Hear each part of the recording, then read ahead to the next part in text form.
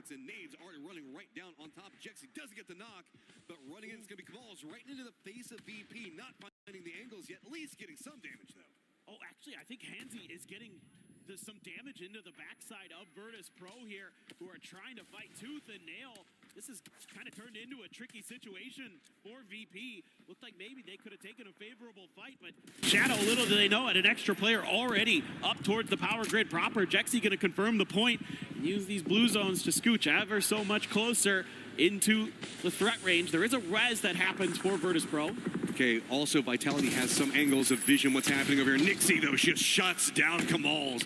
Nothing to be had there. VP on a rampage, trying to push their way forward. Jexy taking a lot of damage. He's going to go down.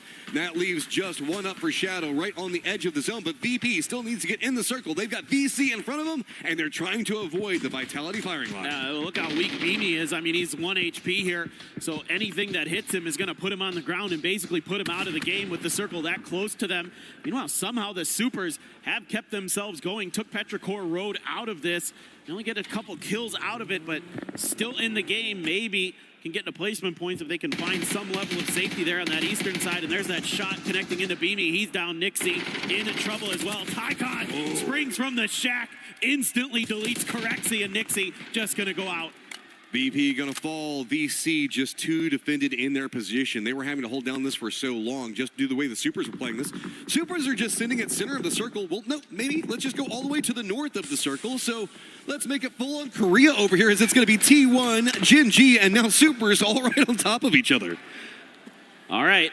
I mean, T1 is now gonna finally have to make a move. The circle has kind of kept that compound in for some time, so they're making some fortifications that they can, but these are outside of the new zone. There is a little bit of ability to potentially go into that northernmost warehouse where I think the Supers are going to go right now, so they're going to be beat to the punch there just a little bit. AGAL on foot, looking to maybe do some damage on the edge. Clear 17 out before they have to make another move, but they still have Sharper, danger close, and there you go. Getting some shots towards them as they try to cross. Soul might also get some vision if they're not careful, so the foot push has got to be aggro and it's got to be fast. Pimas can get into this angle. I think that he's spotted out. Does he know exactly how much he could get? But 17 moves quick. Looks like maybe Zhao Wu spotted it. Quick counter move, and Soul is going to be able to get the knock onto Heather. That's going to start the catalyst of things happening into the north, as a couple of shots are going to be enough. 17 now moving closer to Jinji on one side of it. Tian just walks right up in the face, gets the knock onto Soul, but it's getting dicey over here. It gets counter knocked by Bean. All right, Bean at 5 HP, takes down 2, the barrel, but he's going to get backstabbed by EN. D trying to hold T1 back to save his team, but he's the only one alive. He's in the blue, and he's in trouble. 17 ends up getting taken down by Destroy's grenade. D just trying to throw everything he can at this, but it's not going to happen. AGAL wanted a piece of that and couldn't really get it. Delwyn still having to hold back Sharper, and T1 just dominant position over in the north. 8 kills already, and they're starting to stack them all together. Anyone's Legend doesn't really want to approach on that angle anymore. Instead, use the hillsides. They're starting to focus more down onto Sharper in the defensive positions that they're playing, while the Supers, who were all the way up next to T1, use the fence row to come all the way down and get into a great position, center of the circle. I mean, if T1 doesn't lose any players here and they can keep those vehicles relatively healthy, they're going to have a lot of outs potentially to get outside of that warehouse and lock it down if it does a hard shift to the west again. AGAL swinging back down towards Sharper now, looking to take more fights, looking to rake in more kills. They've only gotten 1 here for being so fighting so heavily out on this edge for so long. That's not much considering the caliber of this team, and Tanawat putting him back down, and he's getting shot from a bunch of different angles. It's EN who gets the knock. A lot of squads that need big games since they played yesterday and couldn't really find anything. Going to be in good positions for the circle. Anyone's Legend, though, just getting picked apart. Too many different angles, and it's going to be Sharper finding everything. What do you even do off of this? Now Sololzi looking at T1. Type's got control over the warehouse. Sure, we still have Shadow up in Hansi looking at everything, but Vitality's got such a great position in the circle as well. It just feels like Sharper's got all of the East on lock, and there's nowhere for Sololzi to go. I'm loving the way Sharper's been playing this game for the most part. They know Sololzi's on his own. Ian wants to finish what they started. Don't want to let him go over to the blue, and not going to happen. Heather's grenade is going to do it. 10 kills for T1 in this game so far. Ian immediately has to prone down. Here comes the grenade barrage from Na'Vi. Knew that VC was going to be getting close. The follow-up, still not going to find any knocks. Good movement there to avoid much damage. T1 active, really quickly running into the face of Sharp, or realizing the way that this circle spot they want to go for. But Denawat's going to defend. Ian's going to go down. Hakatori's got eyes onto VC, trying to get control of the southern area, while it's going to be Navi trying to keep control over everything in the center. We also have movement happening for Vitality, going to be keeping eyes on what's going to be going on with Supers. All of this just stacking on top of each other, while VC finding an angle of approach. Yeah, this fight, though, for Navi's position, one of the most important in this circle. Supers are going to go down to Vitality. Tanawat getting over there, raining down with Earth. And all of a sudden, Sharper continuing to thrive. T1, a nice game in the kill department, able to get decently deep into it. But Sharper has put themselves into a spot where they can continue to cut through some of these other teams. Navi, 3 players strong, holding against VC so far. How long can Shadow solo survive, and how much can Vitality get here? The solo is going to be creeping up in the warehouses around Power Grid, while Vitality just wants to make sure nothing's going on over into the north. Sure, Navi's got control over the circle itself, but really it's going to be Vitality and point totals that we're going to be keeping an eye on. As, yeah, Hansy, I think they know where he is. Picks around the side, and that's going to be all she wrote for Shadow. At least man should make it into placements. Very decent, but here's our top 4. Sound cues gave that away. I could see Hello My Bad tracking him with his arrow from the map, so he knew and heard him. So Hansy not able to keep himself obscured long enough from Vitality's detection to get any further into this one. Decent salvage game, again, up to 50 points here for Shadow Esports, so they very much could be in that grand finals. They're on pace to get there. They get 6 points in this game, I believe, if memory serves me correctly, and that's plenty to continue to have the point pace you need to find yourself playing in the last 3 days here at EWC 26 and PUBG Battlegrounds. Tanawat takes down Hakatori. This team is on fire right now. Yeah, Hakatori going down is going to make the defense of the center so much more complicated, but Boostik's still up. He's in a vulnerable spot. He goes for the peek onto it. Sharper going to be trying to put the damage in. That unlocks VC to counter-wrap to the south of this. Navi's position that they were playing from was so strong, but VC's got a man advantage on position, and this has also drawn all the attention down to the south and allowed Vitality to get out of Power Grid. Tycon here looking to take Spyro down, but it's Tanawat's blue zone that is going to find it. Tycon looking to steal the point. Clicked on the head once. Just needs a couple more bullets to land there, but there's pressure from Vitality. Navi gone. Tycon doing some heavy lifting there in front. Sharper needs to recover. And it's Levante that got the angle onto them. So we're looking at this hillside, an approach to the north from Sharper down to the south. It's going to be VC and Vitality that wanted to go for the center. Maybe balled off a little bit too much. They're going to retreat, try to get Gadrox back up, as it looks like it is going to be a 4v4v3 to end this all out. This is a key game for Vitality. Yeah. Getting deep, getting some kills. If they can get the win, they're going to be feeling a lot more comfortable about that grand finals positioning. But Sharper, VC have something to say about it. VC's looked really good to me, taking some really nice fights, being really disciplined with holding their line, not giving up some of that space. You know, their spacing's been really good. That's the biggest thing here for VC. They're not opening themselves up to some opportunities to get just, you know, fragged out, shot down. They're being really proactive. Saw Quizzy with a mask on, and we also saw him in between rounds with that mask, seeming like he doesn't feel the best right now. Getting a good game here is going to make it a lot easier whenever you're feeling sick. So Hello My Bad with eyes on to Earth's positioning. VC, though, just using the standoff in the north to take more control over everything. Tycon going to be the guy leading the way. Sharper one side, looks like they're making the focus onto Vitality. Vitality doesn't have much to play in the circle, just the outer walls, and Tycon is going to be corralling him in. He does get the knock onto Levante, and that is a big knock onto Vitality. Sharper looks like they've got a good lock on position, and Hello My Bad now also under duress. Great read here from Sharper, knowing that there wasn't going to be much of an opportunity for VC to swing the other way through, but Tanawat, he's going right into the mix. Tycon finds Gedrox. One player left. Tanawat couldn't quite see him. He tried to go for it. You're out in the open. Hello My Bad. Going to get one before he's taken down. Quizzy gone. That is the end for Vitality. Time to be vicious. 9 kills up on top. Sharper stacked on top of each other, and with the car push, they managed to get some kills, but they are now in a very vulnerable position.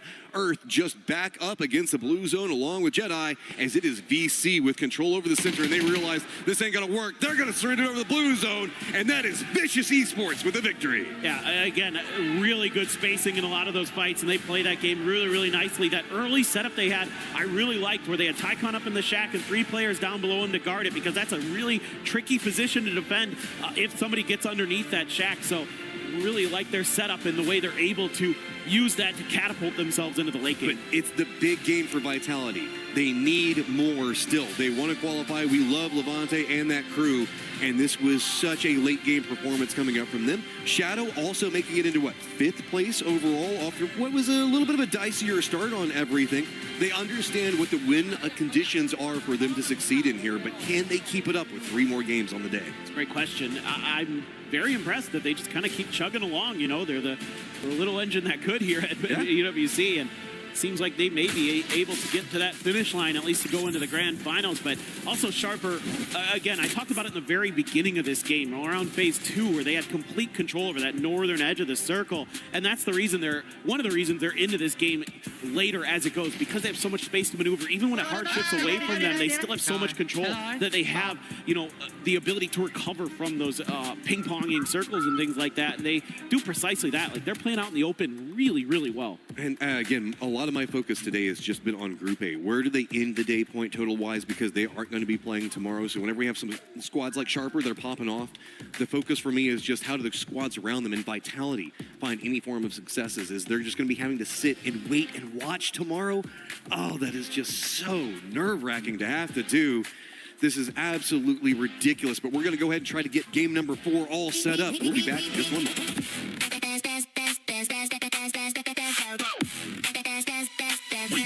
Esports World Cup.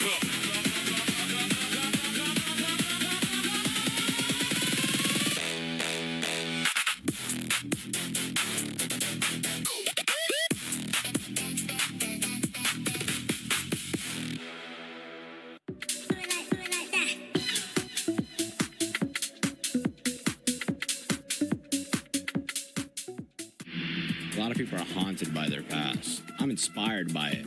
They're not just playing for themselves, they're really playing for their entire family. They have defeated their demons. They have crushed the curse. Oh, hello. We are here for the Sony Media Tour at the backstage of the Esports World Cup 2026. So let's take a look at everything that's going on, as we have got some of our players already getting their hero shots done as well. As you can see here, made in Thailand, 2 times BGS champions.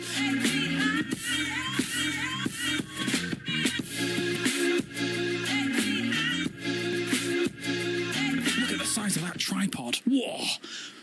For such a small phone. Size does matter. All right, let's take a look a little bit further on. Kiss, what a legend, what a legend. Maybe we'll chat to him a little later on. Let's move on further down, of course, though, as we've got a lot more other stuff going on. I can see Team Liquid in the distance here, getting all of their media sorted. We're getting a lot of introductions into how all these players are setting up, how their feeling is for the tournament as a whole, of course. And you can see they're getting mic'd up as well. They're going to be talking about some stuff. A very different setup here for Esports World Cup 2026. As you can see, another lovely stage. And over to my right-hand side as well. Actually, I could even sign this myself. This is for all of the players to sign as they do come along. But right next to, don't know who that is. I'll just put myself right there. The real goat of esports. So we can now make a little bit of a move on into the quiet zone. Come in. All right. Whoa. Spooky.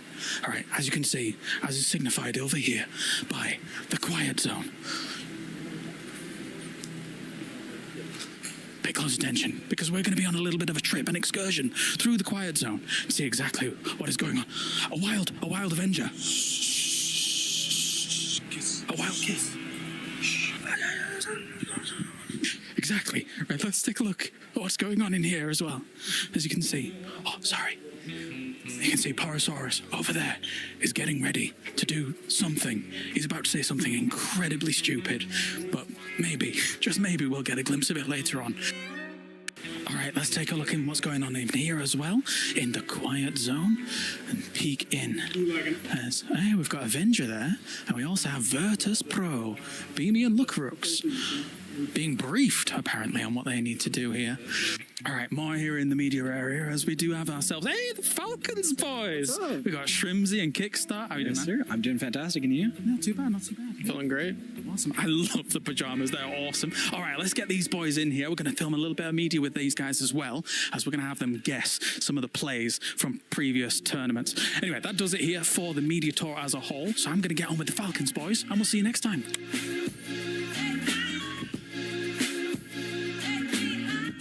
All right, guys.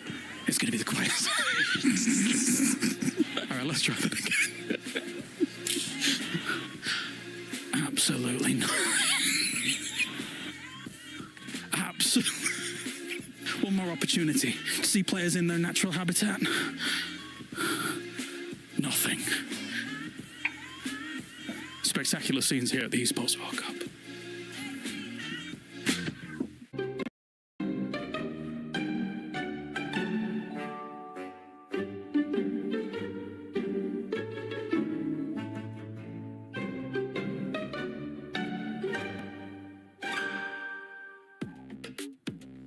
Welcome back as we have decided to just go and explore Paris a little bit more. We find ourselves on the rooftop of Novotel. Shout out to them for actually letting us use this spot because it's amazing. But as we have hit the halfway point of PUBG Battlegrounds at EWC 26 group stages, honestly, we got to recap a little bit what's been going on. We just saw the Vicious being able to get a chicken dinner. But if we go back to day one, I mean, that storyline was just straight up myth. Yeah, I mean, if that's what we're doing, if we're saying let's take that halftime, let's look at where we're sitting in the tournament right now.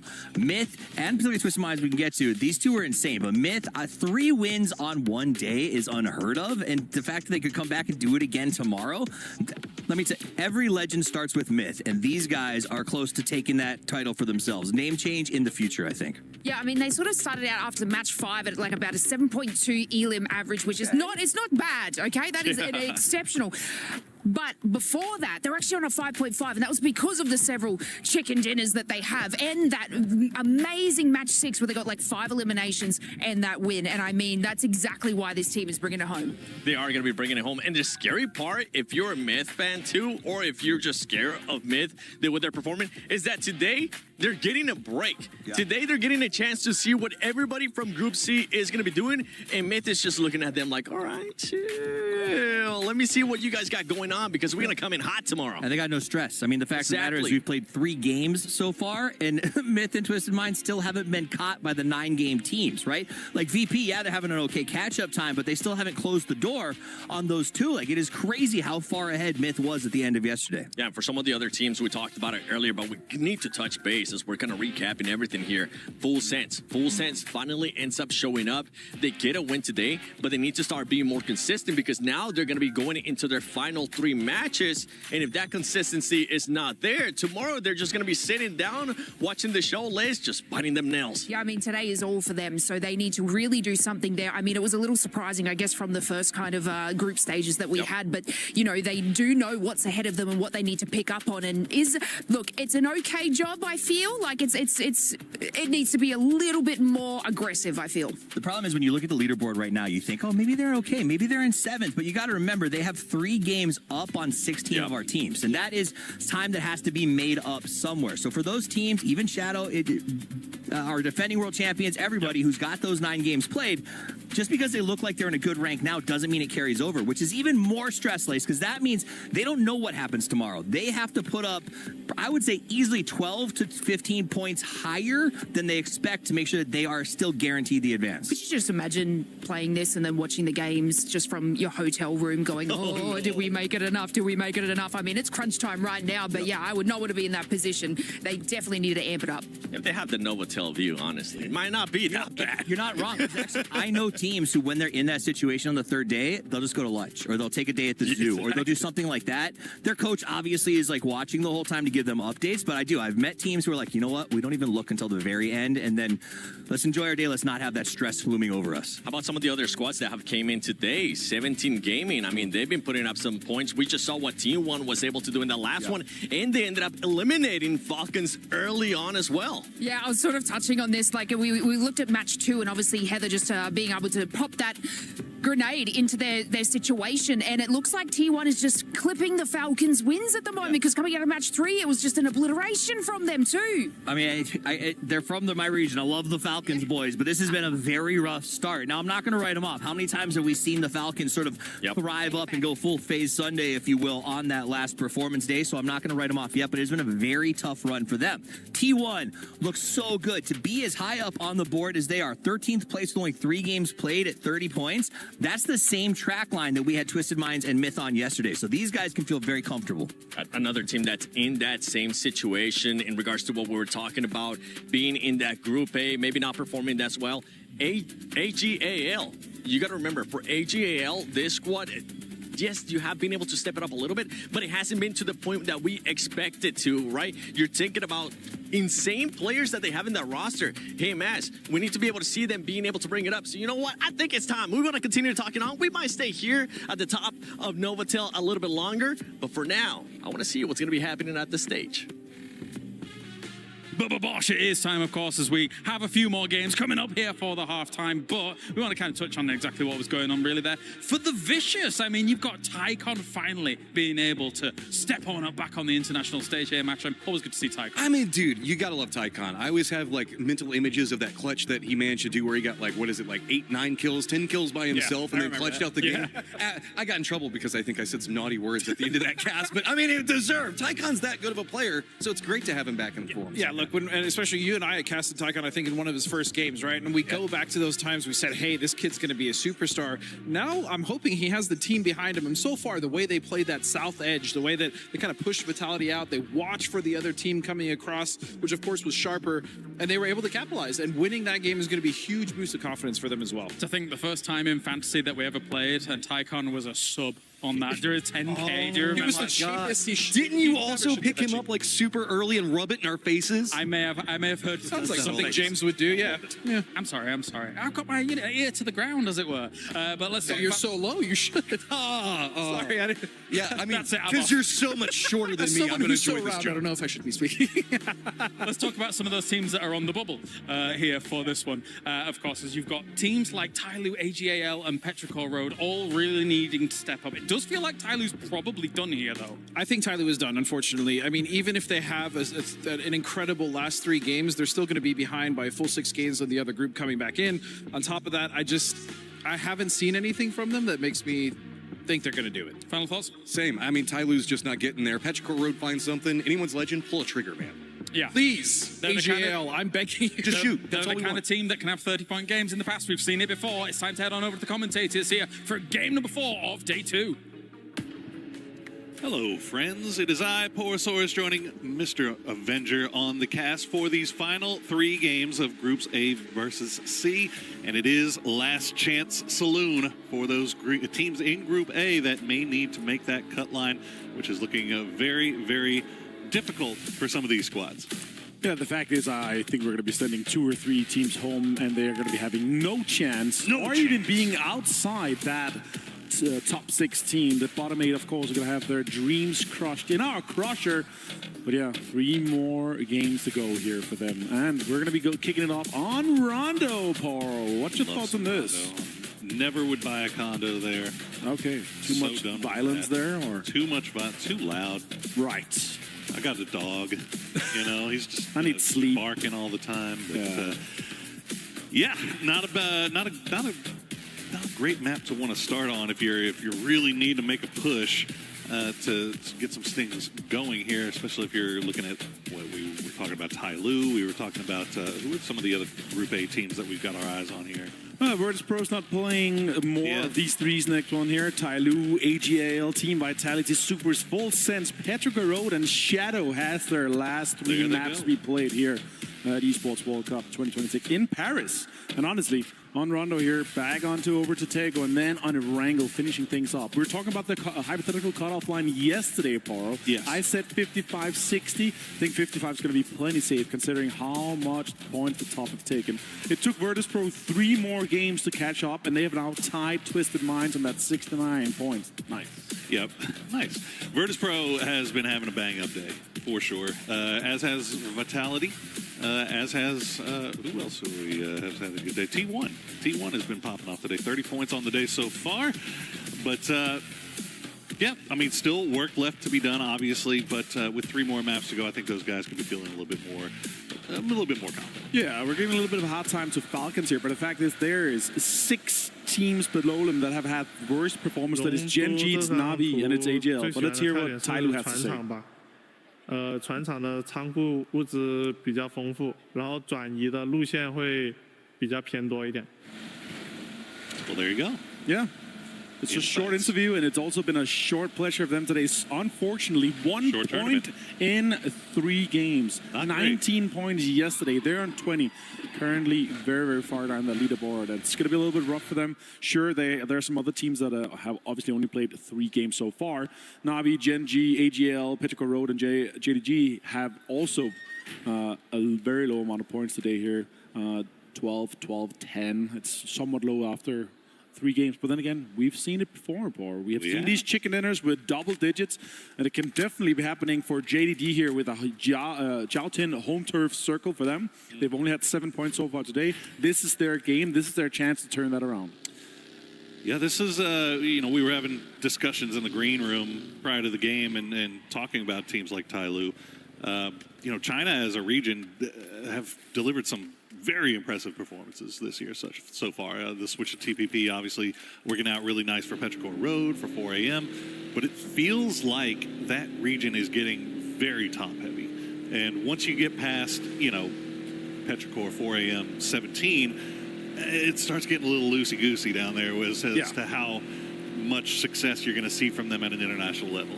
Yeah, and 17 Gaming has had uncontested spots most of the time throughout the day here. They only have 2 more points than Falcons. They've not had the best of games so far, and they have fantastic loot spots. For this circle here, they have a pretty easy entry towards that central stadium area here. JDD's always getting ready, and they're already taking some of the best spots right now, looking to see if that gas station is free already. AGL coming in from that northwest side over to Bailey. They're going to have quite the space here. And considering how far northwest this circle is, Poro, I'm really wondering how many teams are going to try to backfill it. You know, we have Falcons in the north. Sure, they're going to come in from that. But how many teams are going to try to swing around? You typically see this on stadium circles like this where everybody immediately tries to send. You see such a cluster towards the center because those positions of power, those strong positions are so comes at such a premium that these teams are willing to make those high risk, high reward sends right towards the dead center early because they're so convinced that it is going to end up paying off for them. So we'll see now that we're getting a little bit later in. It's 4.5 minutes. That's late at this point in a circle like this, but so many teams still outside, still fighting their way in. It's going to be interesting to see how many try to go and still send towards that center or who will just kind of play around the fringes. Yeah, about half these teams already looking at how can we get into this circle, try to get some of the priority here. And also, let's break it to you guys. Rondo in general, especially for land ratio, this area has so much unplayable terrain that is counted in land ratio. It has water, it has these high ground, it has these pillars. Now with this, that we don't have land ratio, we're going to have some wild circles. We could be ending on straight next to the rocks on stadium. It's going to be really interesting to see how the teams apply the strategies that has changed just since this meta has just updated just a month ago. Yeah, it's going to be really interesting to keep an eye on as we see the stadium already starting to get a little bit compacted here. Mr. Guman all by himself as Vitality is arriving. The rest of the supers nowhere near here, so Guman leaving. Yeah, I would think so. Yeah, be pretty quick on the trigger there, trying to get out, and he's just going to go ahead and rejoin Mr. Rex. That's an alpha move, to be honest. You just 4-man roll up into stadium, assuming that the team that's looting there is already spread out, split out to some of these compounds on other priorities that we have here. T1 rolling in, try to get topped around. That actually works. So. Someone's going to be able to take that later on. And he leaves it. He doesn't want it. You want the electric bus. You want the Dacia. You want to get that rolling. I'm not creeping up on anybody anytime soon, right? Well, this is actually kind of surprising to me that this compound in particular is just completely wide open. Whoa! You see, there you go, Winbo. Nice shots there to start things off. But yeah, 17 just kind of coming in a little bit on the later side, but are, again, as we were talking about earlier, sending it really close towards center, not playing around on the periphery because they know the likelihood is that this area is going to be in now, and you want to get something hard cover that you can play. You don't want to be forced into playing any open areas this early. Yeah, I actually thought Suse from JVG is going to take that gas station, but yeah, 17 just rolling in aggressively, taking that. We've seen so many endings close to that, and you know, the ridges just south of it, but that was because of land ratio. We had so much circles went away from that stadium area because you had all these pillars, all these high grounds around it, right? But here, that might change. We can see it go absolutely anywhere, and it's going to be amazing. We've seen some of these crazy circuits where it ends up closer to the river as well. Falcons is definitely hoping for Hardshift North. They're coming in somewhat late here, you know, 10th team or so to get in. They have no information what's ahead of them. They're going to be spending a lot of time gathering that information. Oh, no, not the time to go to a replay. Well, T1, it looks like it will scare Navi off, but Navi will be okay as we see 04MB just dying to nothing, but it looks like he was able to get rezzed once again. But T1 able to keep Navi at bay, so Navi will continue to roll around on that eastern side. They know that the door is now closed. Don't want to try to get any further into the circle. We'll just play here from that southeastern side. See Falcons, as you said, coming in from the north. But yeah, I mean, you keep bringing it up, and for good reason, right? Like this, the way teams are playing this right now is based off of old circle logic. Yep. And now that we have the new circle logic, those hard shifts could come into. It almost feels like an inevitability at this point that we're going to see it break away. Now, if it goes hard north, hard south, it's going to be interesting because they're so compacted on each other. So if they do end up having to move, it's either going to be you got to do it instantly and try to get out of there quickly, or you play it slow and just don't want to be the first one to get caught out. Yeah, and you're kind of, you know, innovating as you go here. New positions are going to be power priorities, and you're going to have these high grounds, you're going to have this area around the rivers and the floods. Look at that northern shift. There it is. Oh my God, Falcons are laughing. They're loving this. This is their chance. You know what? I can give you the live commentary of the comps right now. It's going to be like, guys, we're fed. We need to win this. Blessed.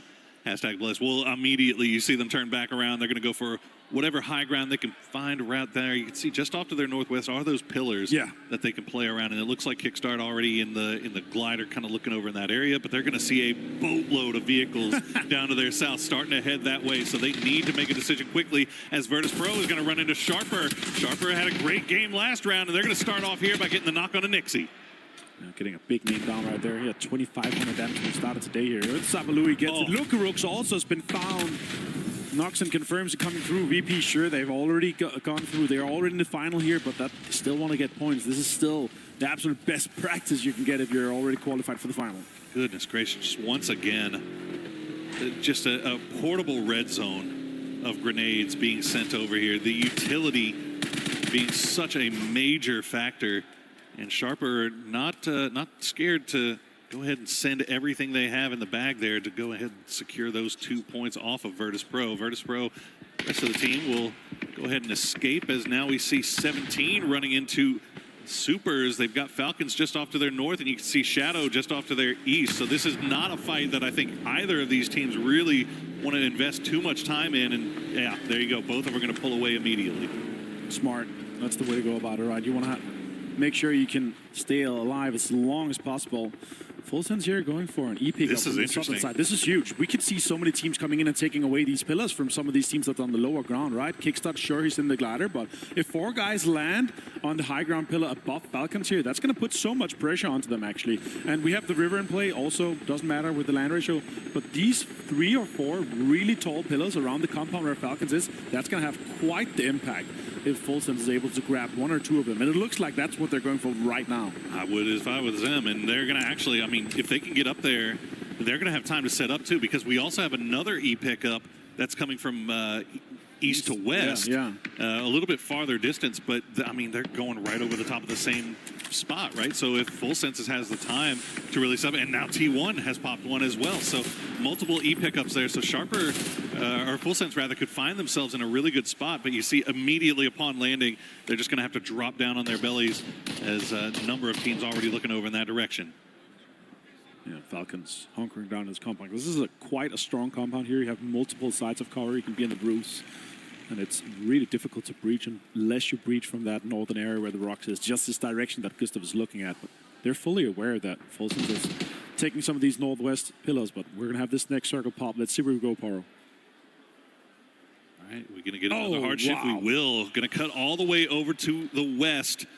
And that's going to leave a look at all the pretty big chunk of Bailey in. Where's Vicious going to go? Where's T1 going to go? Obviously, Full Sense has landed on top of that pillar. Right now, you see Falcons currently content and hanging in their compound. Why wouldn't they? As you see a number of teams trying to make their way past. It looks like they're going to be able to do it. Vicious not going to pop the chutes by the towers. Instead, they're going to continue going all the way over to Bailey. I'll have to admit this. I've never seen such a northwestern circle, especially with the back-to-back hardships like this here.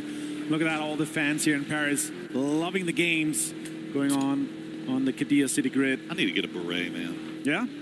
Red or blue? I mean, honestly, the red one is looking pretty nice. You have to go with lipstick as well then. That's kind of crazy. But look at this, 17 being absolutely getting in here as T1 is flying in above them. Delvin finds 0-4 NP from Petrichor Road. Shots are coming in. AGL, they need to have a good game. We have just 3 more to go. Happening on the south side of the circle, you can see there's still 60 alive left in this game as there are a number of fights going on here. T1 have run into 17, and 17 proven to be a little bit more of a hassle to clean up than Falcons was for T1 last time. In fact, they will go down as T1 gets eliminated in 16th place. We'll see if 17 has the time to get those revives on before they get crashed. T1's had a good day so far today, so they can afford one, but now look at this. Vicious also finding 17. Beamy finds JDG as well. So much fights happening here in the northern side. 17 Gaming's out of 15th place as well. Tycon is back to being him old self. 2022, 2023, Tycon is back. Beautiful timing there by Vicious. They're able to get there before 17's able to do any type of reset whatsoever, so they'll pick up a couple of kills there as I-26V6 will get the knock on a Rex. That's going to force Supers to pull back off, but they don't have time for this. Vitality is coming in, Petrichor Road is coming in, Tai Lu is sniffing over in that area as well as Falcons, also third party on this fight. So the entire south side all kind of playing a game of chicken right now to see who's going to commit to a fight so that the other ones can then third party on there. So many sharks in water driving around, just being ready to pull up or drive by. Team Vitality here trying to maintain control of that eastern side just of this high ground road here. It's going to have quite the impact on DN Supers. Nice to see them driving around here. It's going to be a little bit difficult for Deal and having them back. Yeah, they're going back south here. They're actually going to go straight towards AGL and Petrichor Road, even maybe Tai Lu on that southwest side here. Having popping some tires is going to be annoying for Vitality. Also a headshot coming his way. Damage is done. Difficult for Vitality to recruit. Hello, my bad if he's going to go down out here, but I think he's going to be fine. The blue zone is not taking more than 1 damage per second. Until we get to the next one, just 10 more seconds, we're going to go to triple that damage, so you need to get into that circle just now. Super's one of our teams that's on the clock. 43 points overall right now. And only this game with 2 remaining. They're trying to make sure they're above that cut line as the circle will bless up just a little bit here. That's great news if you're Full Sense, as they still have 2 on that high ground, but they've sent Belmoth and Thanadol down low to kind of that as well. We'll see where Falcons decide to go and when they decide to go really is more the important question. You don't want to be the first one there, right? Yeah, Full Sense also on the clock. 3 more games to go for them here, and that's exactly that. Need 10 more points so they could be safe, and they could definitely get it from this game here, Power, with having high ground control and also having all the eyes in the sky. Being on 2 pillars here is quite insane. Now Falcons are moving on the north side of the road. Vitality driving on the road on the southern side, but that's going to be a fight between AGL and Vitality just shortly happening here. Looks like Petrichor Road is sent it towards the middle as we get a quick replay here of 17 quickly dispatching with T1. T1 did manage to get a couple in return, but that was very well played there by both squads. It really just turned into a 1v1 at the end as we see a number of teams just kind of playing along that roadside. The high ground on the east and low ground on the west. Kills just picking one off here and there. Now Na'Vi focusing down on Kamal's. Coming in from the south side, no one really there to support Kamal's. The rest of his team is a distance, and there you go, he is going to go down. Yeah, there's just trying to drive straight to the center. Vitality out in 12th place here. They were way too aggressive at going too deep, and they lost out on everything. Himas with the links as well on Get Rocks. Jedi finds Ming Ming from Petrichor Road. And Na'Vi lost Ferris here from this position on an all. Shadow really trying to hold them out here. The usual Na'Vi would do a straight pull up onto this position, but they have so much strong terrain here from Shadow. They're inside the circle. They have rocks to peek from. Very difficult to take away from them. That actually might be a come up for AGAL as well as the Lynx. He was able to take him out of that BRDM that Vitality was working with earlier. So AGAL may have acquired themselves a new toy as Falcons will play just underneath the tower. And now Na'Vi continuing the push up, but you see Shadow. Oh, you don't want to stack up like that. Boostic cooks a perfect grenade. Hansi now the last player left alive as the utility continues to stream over the top.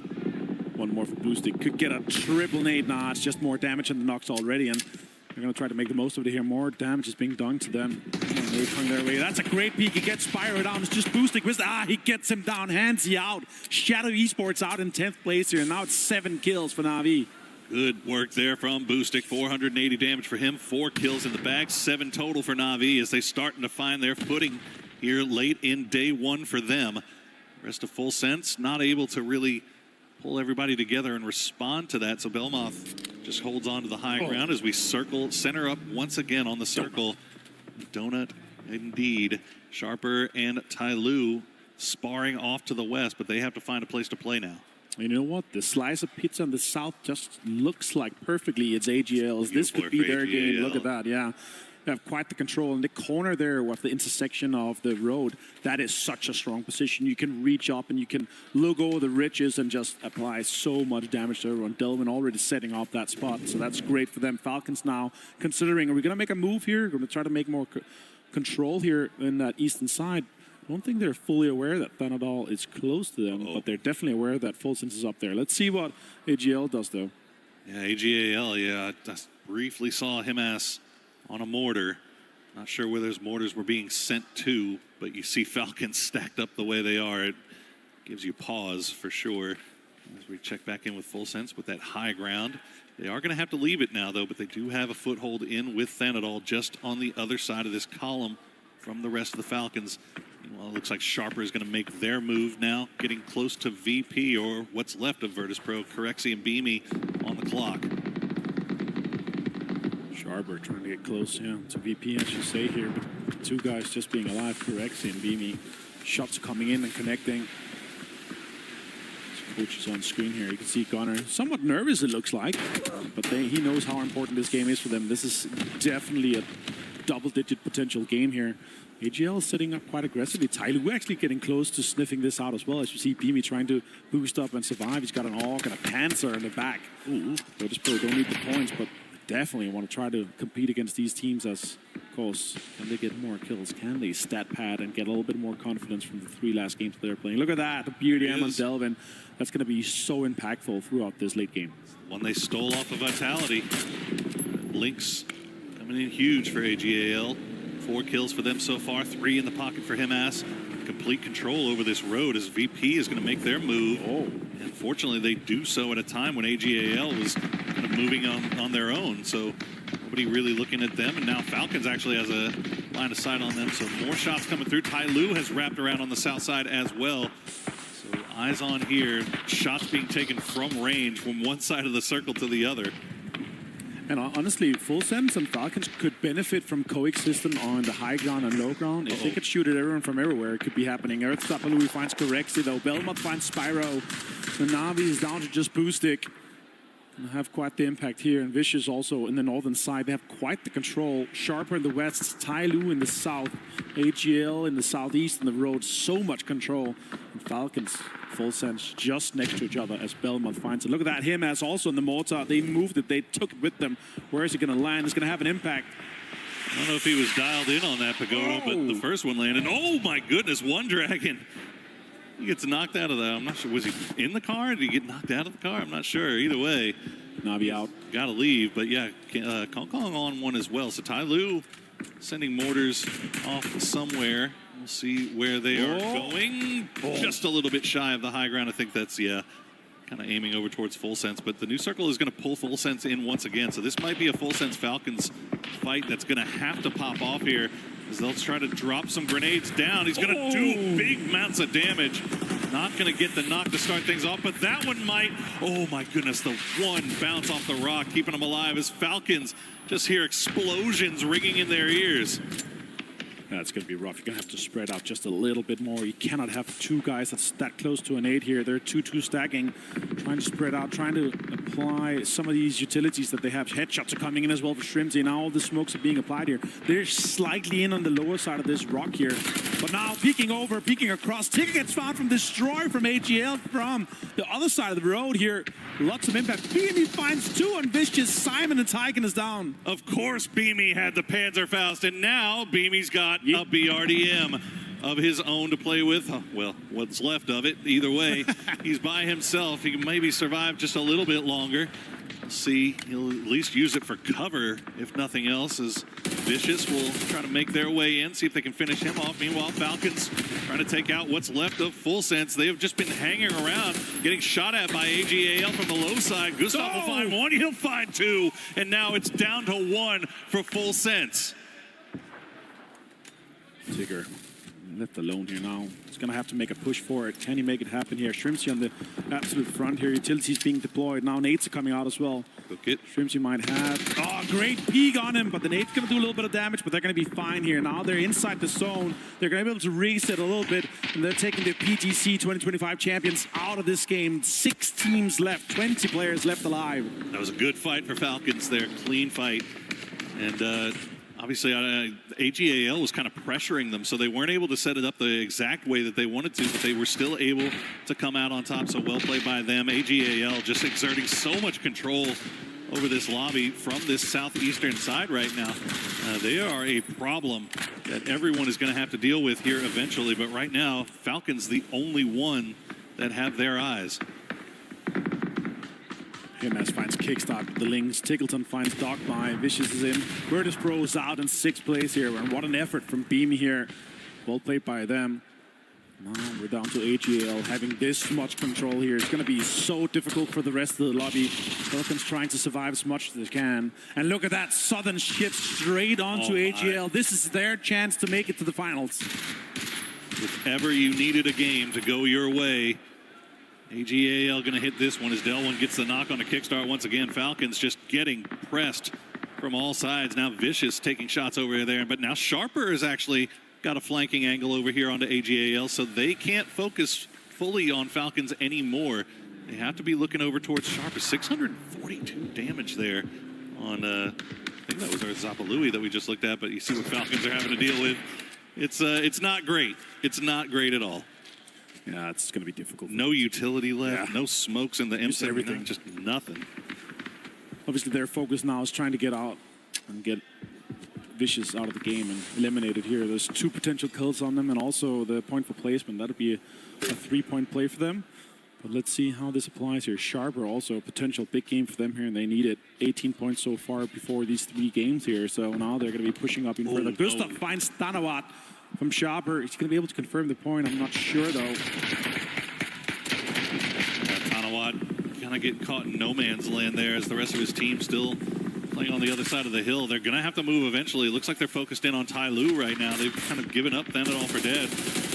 Can't really blame him as Tycon will just spray through the smoke, see if he can find something. He's going to get some damage, but not going to get the knock. But Powell will. He'll find Gustav. He'll find Kickstart immediately following. And now Vicious. There you go, Tig is going to get the return knock. Tycon's been spotted out. Let's see if Tickleton's mini is still popping. He's a 1v1 here versus Tycon, but a lot of cover here for Tycon to play around. Absolutely stolen kills left and right and center. Himas finds Tanawat. Huge for AGL as well. Yeah, it is. Himas is finding Thunders as well. Takes Sharper down. 1 Dragon goes down to Sharper. It's a big 3-way fight by the big teams left alive. And now without just Jedi, Hausker, and Kong from Tai Lu. Falcons is out in 5th place. Tai Lu showing signs of life here at the end. Kind of talking about them prior to the game, saying that they don't really have much of a chance. We don't have a lot of faith in their abilities to come from behind this point, but yeah, good night. Sweet Tycon. Of course, it's going to be Delwyn that gets him too, isn't it? Well, AGAL, we were saying earlier that they looked to be in a fantastic position to secure a win here, and now they have complete control as the circle will pull to them once again, and Tai Lu is up against the wall. Tai Lu's on the clock. We're talking about them. This is their chance to put points on the board. And they need to win. They need the points. They need the kills. They need a lot. Yeah, they need everything, basically. Especially considering they had 1 point in the 3 first games of the day here. And so far now with second place, 6 points replacement alongside the kills that they have. So it's a good one for them. But I don't see them winning this game here. There's a 4-man strong with full 3 gear, with FAMAS, with Lynx. I don't know how many bullets Hennes has left, but Hausker is taking lots of damage here. He has a Panzer. Could have an impact. I don't know if Delva's going to be too greedy with that beard and getting too close. I don't think so. Yeah, I mean, you could see just the way that AGAL is posturing right now. They know they're in a 4v3. They're not going to take any super high risks here. They have control of the circle. They have everything they could possibly want. Oh, and we see Tai Lu. They're going to put 2 in the vehicle, trying to send it, but that's going to get absolutely lit up immediately. Hong Kong going to have to hop out, and he's going to get spotted by Sololzi. Somehow, Hausker is still alive. Is able to get behind a tree as the Panzerfaust comes through, but he will get the knock onto Delwyn. One Dragon. They'll spot him at. But, you have to imagine Tai Lu kind of in a tough spot. There's no way. You're not going for that res, right?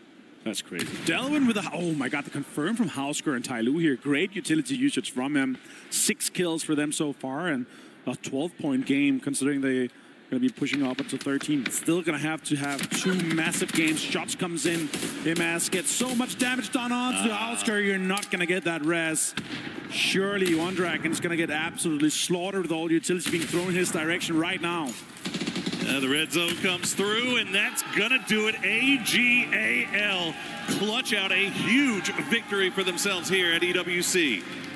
Absolutely cinema here for them. They were looking actually pretty rough so far today, but that game was their absolute victory here. What a way for them to do it.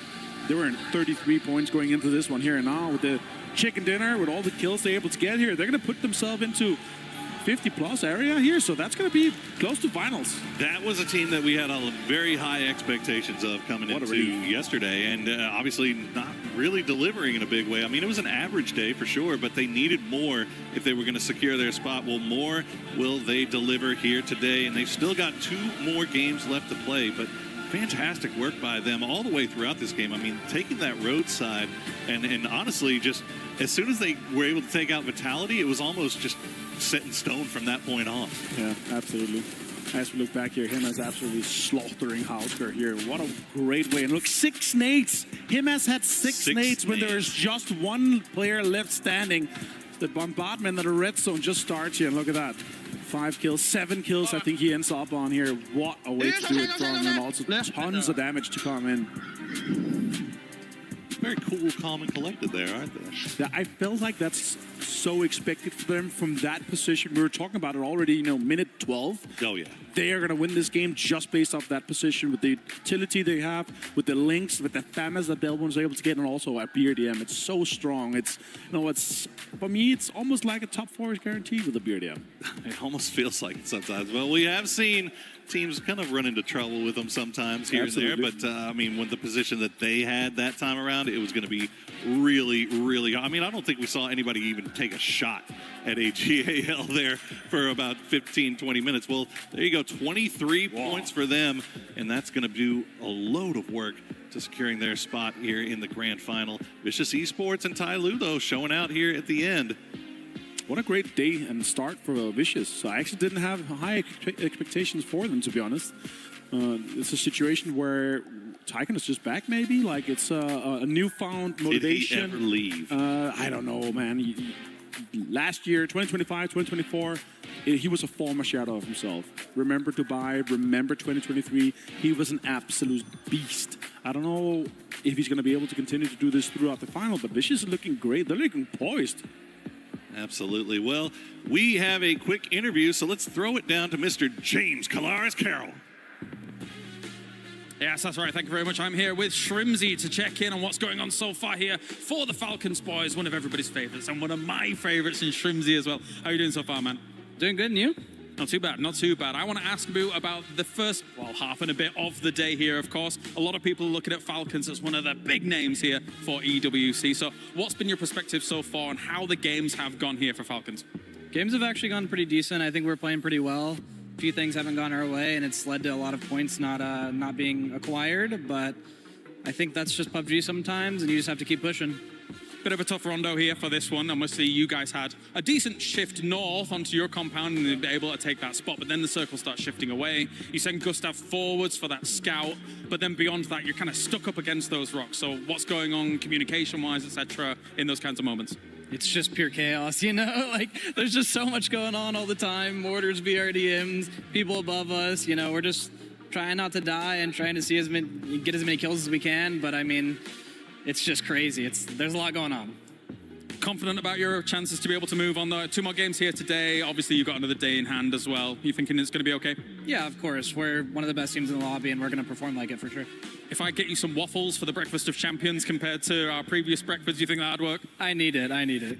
The Breakfast of Champions, very important here for Shrimzy. Thank you very much, mate. You can get them back, as now we head on over to even more here from the EWC.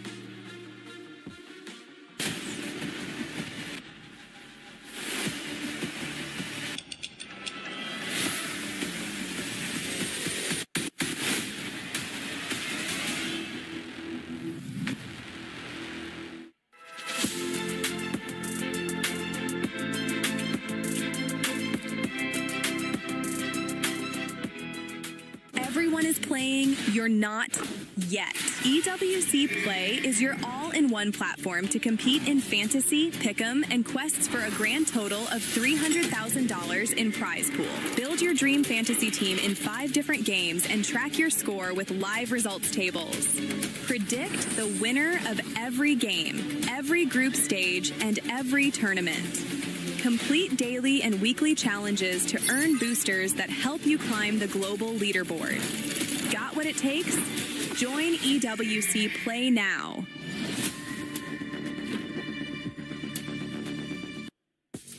Another week of EWC means another week of club championship updates. We've got new games on the table, and we're hanging out with Ton to give us a little bit of insight about what's been going on over at the Lenovo Legion Gauntlet. Yeah, MLB being very much underway, starting with our group stage, which we've got going on all week long, into playoffs next week, but we're very early doors here in MLBB, but it's going to be really interesting, especially when it comes down to club championship. We've got a lot of the big boys in there, and some of the teams that actually really need to start putting their foot down.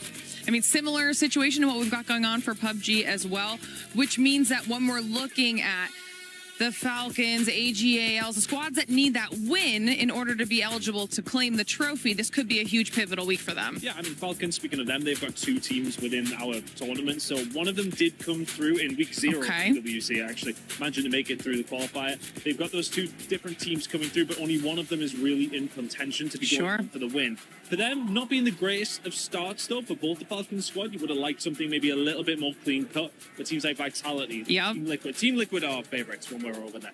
They need to start getting going as well. They're not quite putting up as much of a fight as they have done in 2024 and 2025. But realistically speaking, they are a team who should be getting 1,000 points in MLBB. Whether or not that happens or not is another thing. Yeah, and they're one of those teams that have done well in years past for club championships, so we'll have to keep an eye on them and see how it goes. But of course, lots of gameplay left before we can even get into it, so we'll check in just a little bit. Well, if you had AGAL, one of those club championship teams, on your pick'ems, congratulations, because they are bouncing back, getting over 10 eliminations in that last one. If you haven't been able to put in your pick'ems, make sure you go ahead and do so. Go to the EWC website or the EWC app. And if you're sharing stuff on social media, don't forget to use the hashtag EWC. I want to start featuring some of your guys' stuff that you're sharing on social media. But, I mean, the main topic right now, Toffees, AGAL. Man, they needed it real bad, right? This is one of those, they're not only for this, but for the Cup in general. You heard the Cup update. They're a team that has to sort of put some points on the board for the organization. They actually managed to do it that time. Now, they did it with all the tools that they could possibly get on the map. The BRDM, they had a Lynx in their pocket. At the end of that match, I think there were 8 grenades left on Himas, so that was crazy to see. They played it really, really well. And while Tycon and Himas aren't on the same team anymore,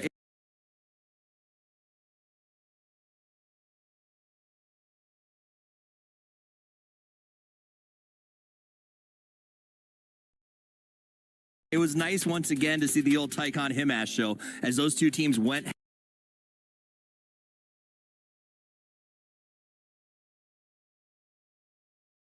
head-to-head at the end of that match. Listen, we're enjoying this rooftop so much. We decided, you know what? Let's just stay here a little bit longer. We were expecting Falcons to make a bit of a comeback. We just heard on that interview they still have the confidence. Calaris asked him, you expected to make it to the finals? They're like, yeah.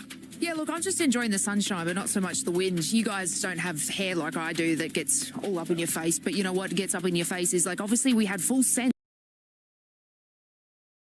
on the height there above the Falcons, and this was kind of like a little bit of a difficult situation for them, obviously being embedded under the rock. But I mean, they were kind of causing that chaos, and the Falcons were able to sort of hold them off. They full sense used so much utility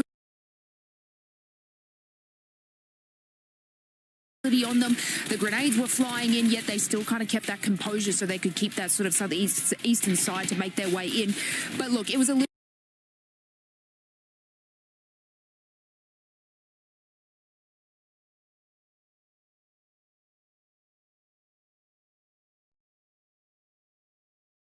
bit better of a game from them, and obviously we heard the interview before saying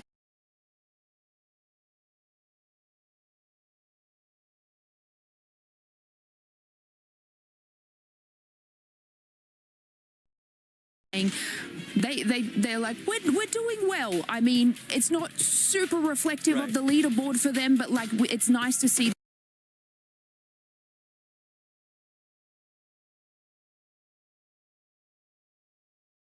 that their mentality is still saying, look, we've got this. But look, I feel like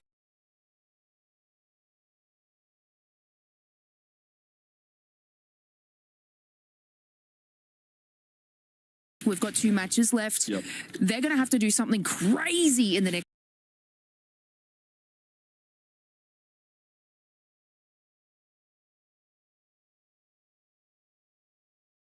group stages. Yeah, I mean, full sense is, all right, sorry, Falcons are used to being on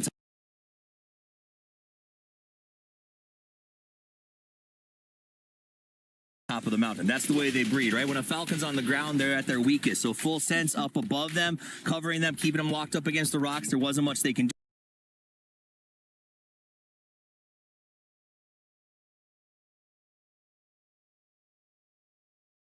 I liked Shrimzy's attitude in that interview. He said, you know, the game's going the way that not how we want it to, but we're not mad about our calls. Like getting to that rock, being run over in the last game, this time getting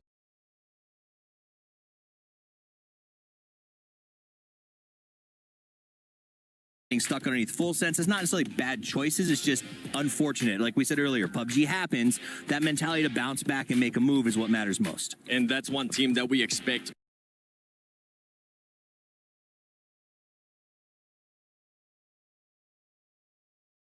be able to bounce back and continue that consistency. And honestly, they even said it. They are one of the favorites. They're going to end up being on the finals, and I don't expect anything different from there. Talking about teams that are going to be going to the finals or might not be able to make it to the finals, because now we're moving into the last 2 matches of Group A. And this is why that win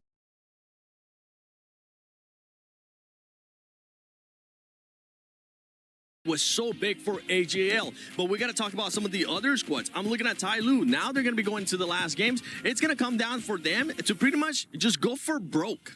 Yeah, I mean, sitting at 32 points with 2 games left to play is not where you want to be. We think the cutoff's going to be around 64 potentially, maybe lower. They might get lucky because there's 3 sponges so far that are developing, but that is going to be a little bit of a tough move. I will say, if they had managed to win that, going, you know, and pull out a couple extra points, I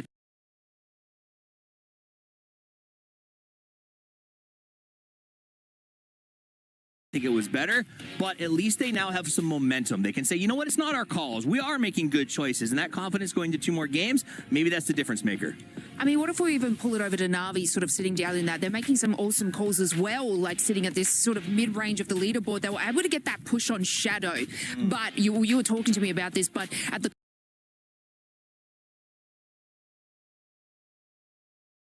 cost of what? They took pretty much the entire team just to be able to get those eliminations happening, but that was down to 1, and they weren't able to sort of, I guess, resurrect themselves from that play. When we talk about the Na'Vi situation,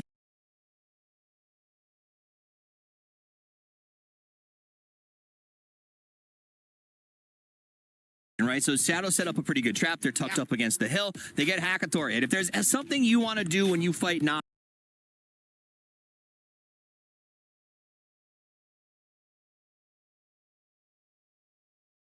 it's kill Hackatory as fast as possible. They did it. The problem is you have to remember, never go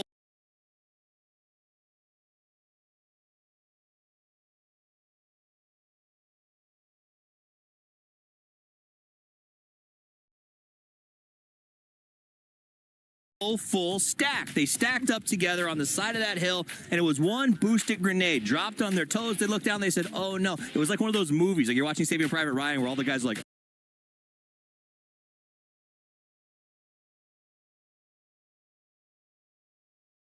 oh, it's over now. And they go. That's the end of them, and then Navi's able to sort of salvage up some points. Na'Vi, I think, is in the same position, I think, as the Falcons a little bit. That 20 points right now after 4 games, a 5-point average is okay. That puts you at 60 on this track, but you say these are all bad games, right? You got to have one good game out of 12, surely. So if they get one game where they average 9 to 12 off of that game, that puts them into a spot where they will probably qualify. I mean, what I'm seeing from like Na'Vi is they are trying different things and they're making these decisions. And I'm not saying the Falcons aren't making the decisions. You heard them. They are happy with what they are doing, but it looks like Na'Vi's just pulling out everything and throwing stuff at the wall and seeing what sticks, which is what I like to see from a team. No, that didn't work out so well for them, but they'll go back to the drawing board in these next matches, and I feel like they could do something a little bit more in our match 5 and 6. I think the thing I like about Na'Vi is, so we talk about Twisted Minds as a system-driven team often.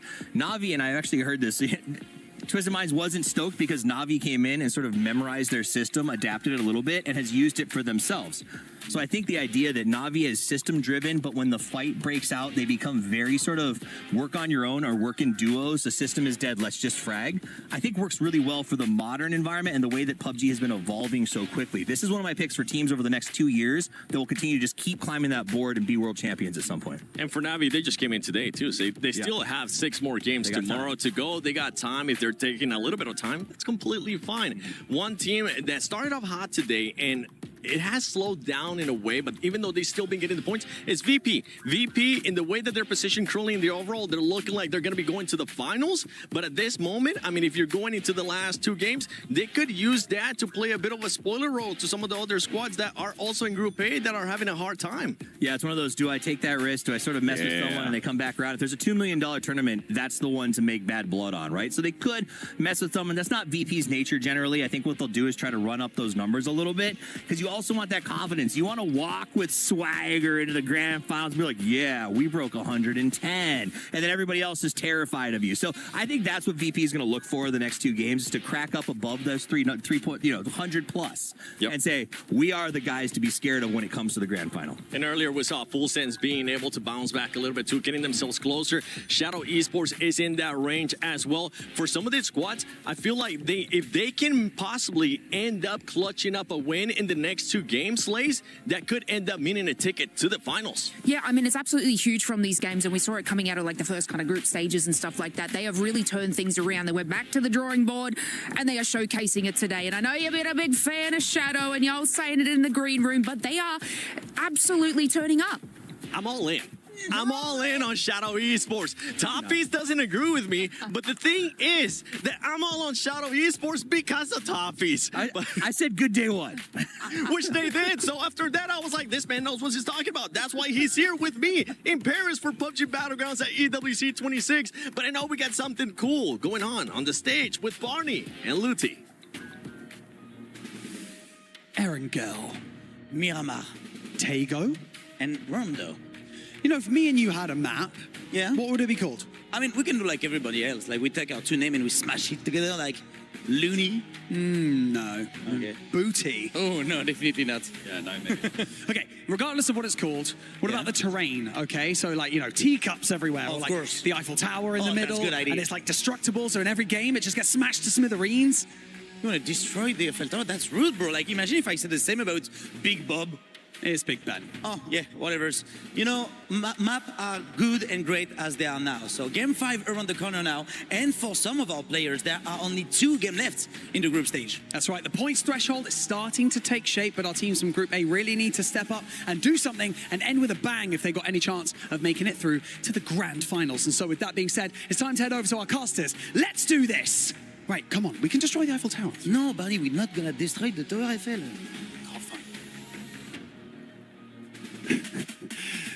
Yeah, we won't talk about Eiffel Tower destruction or the destruction of Big Bob, but we are going to destroy a couple of hopes and dreams here if these teams aren't careful. 2 games remaining for our squads in Group A, and there are definitely some that are going to be sweating going into these final 2 matches, Martin. Yeah, there's going to be Tyloo very much sweating here. 32 points.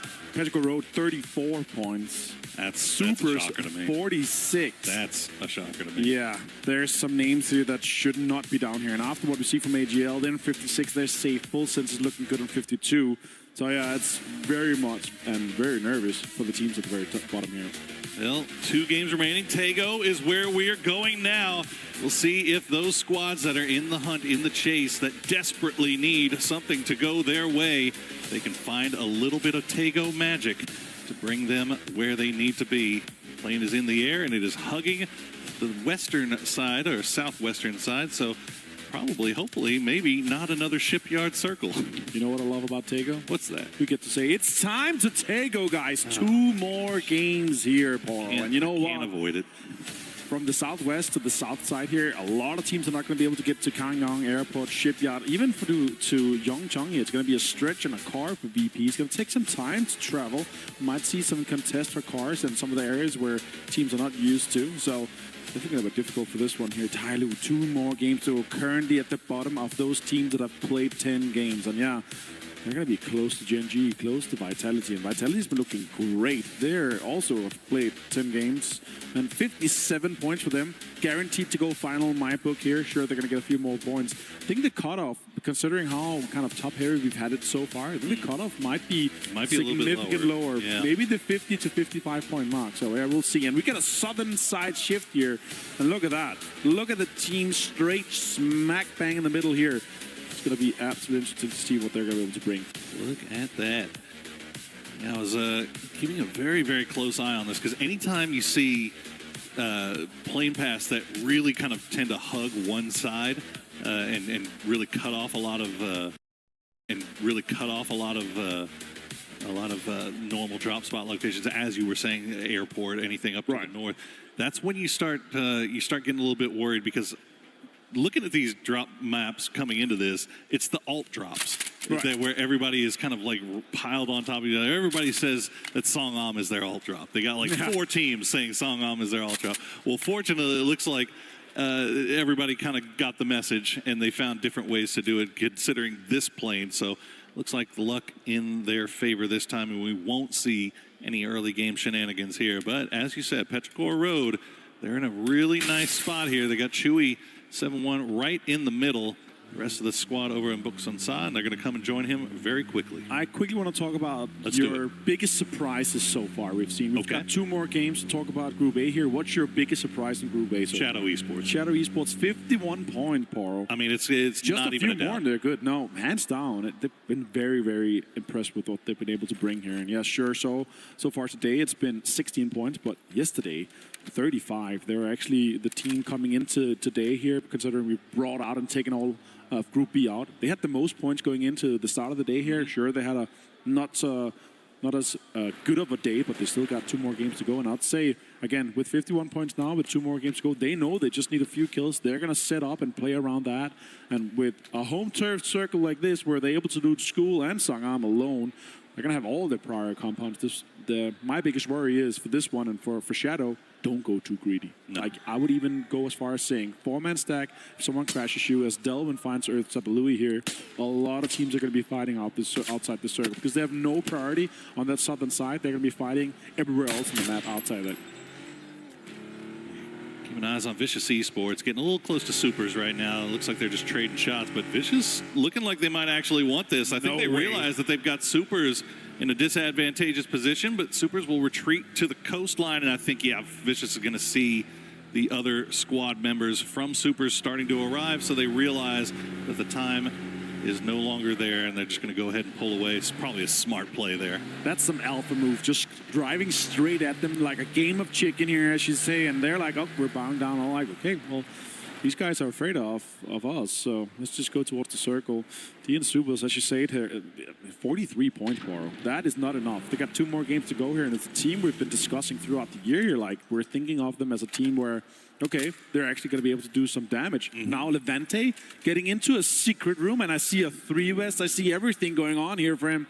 He's absolutely stacked with a Grossa as well in hand.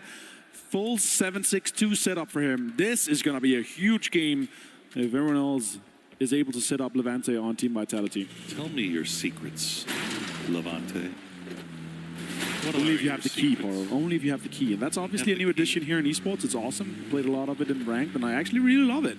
It's high risk, high reward. Some of the areas are hard to get to. It's hard to contest. Some of them are a little bit more secret. And all the teams not fully prepared to, like, you have to remember, oh, where are these areas actually? Because we've been playing with them in esports where we didn't have the keys, where you couldn't get in, and they were really weak positions. But when being able to open the door, being able to play from inside, is actually way, way safer. So that's interesting to see. Sure, here it doesn't have a big impact for Vitality because they're going to go back to their 2-2 split or 1-1-2 split. And now on screen here with Na'Vi, so far, of course, only have been played 4 games, but only 20 points. It's a team that just by the sheer brute force of mechanical skill and pull-ups, they don't need placement points. They can just kill everyone. But they have only had 15 kills, 5 placement points. Is that enough for a team of this caliber? If you look at how many players and teams have mentioned Hakatori and Na'Vi as a contender here. Always, yeah. No, I mean, but this has kind of always been the case for Na'Vi, hasn't it? I mean, Sure. we've kind of looked at him and you're like, oh my God, Hakatori. If not one of, if not the best player in the world, especially when he's really, really on. And we've always kind of said, like, he just needs somebody else there. He needs some support. And there's certain days that Na'Vi, the rest of the guys are able to keep up with him. And now that with the addition of Boostic, obviously, a lot more firepower, a lot more mechanical talent being brought in. But it's still kind of, it feels like the story's still remaining the same. Like, you'll have Na'Vi will put up these 70-point, 80-point days where they just look unstoppable. And then they have these where, 20-point or less, just stinkers.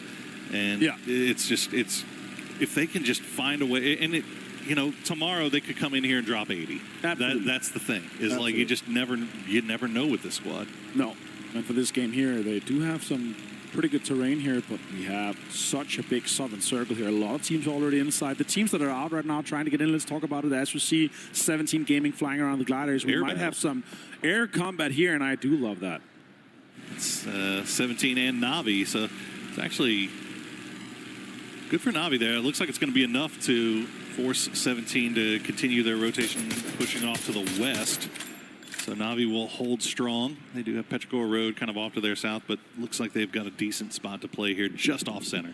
Yeah, Falcons also drawing in, trying to get into position from the northern side. They're potentially going to butt head with T1. Tyloo coming in from the southeast. 17 Gaming is coming in from the north right now, inside the circle of Hosan here, but they're going to be having VP flying straight across from him from the helicopter. And the emergency pickup, of course. And all the teams already very, very centered up, close and around Song Am. A little bit nervous if we're going to see a western or eastern hard shift. We've seen these, hospital kind of hard shift to the east when we have these Song Am endings.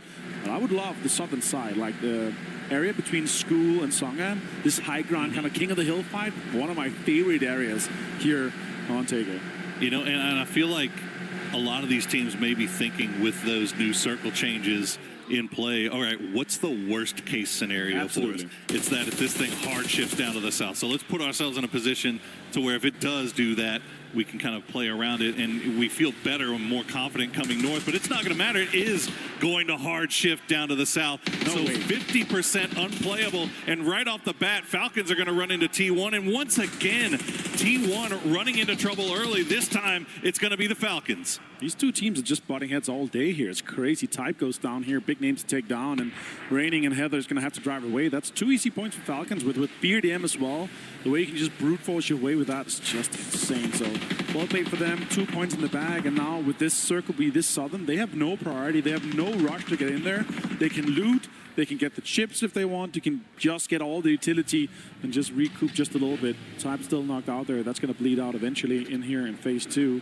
But sure, Tickleton found him. It's going to be looting out. And now T1 being down to just Raining and Heather. Sure, they've had a absolutely fantastic day so far with 31 points in just 4 games. If they can replicate that tomorrow, it's going to be fine. Red zone straight on where we potentially could be ending up. It's going to create so much destructible terrain and areas and dips and foxholes for all the teams to play later. You can see Virtus Pro, all hands on deck here, all pickaxes in action as they create a little bit of space for themselves, but they have to stop here momentarily as 17 has arrived, and 17 will lose Little Ghost. Nixie with a good spray will take down one. We'll see if the rest of 17 could escape. Looks like they will be able to, but where do you even go? AGAL off to the west, now Vicious down to the south. 17 just finding themselves in the middle of no man's land. AGL has set up a great spot here on the mini palace on the southern side. They're going to get so much points from here. Boosted gets found by a red zone. Xiaowu's out from the glider.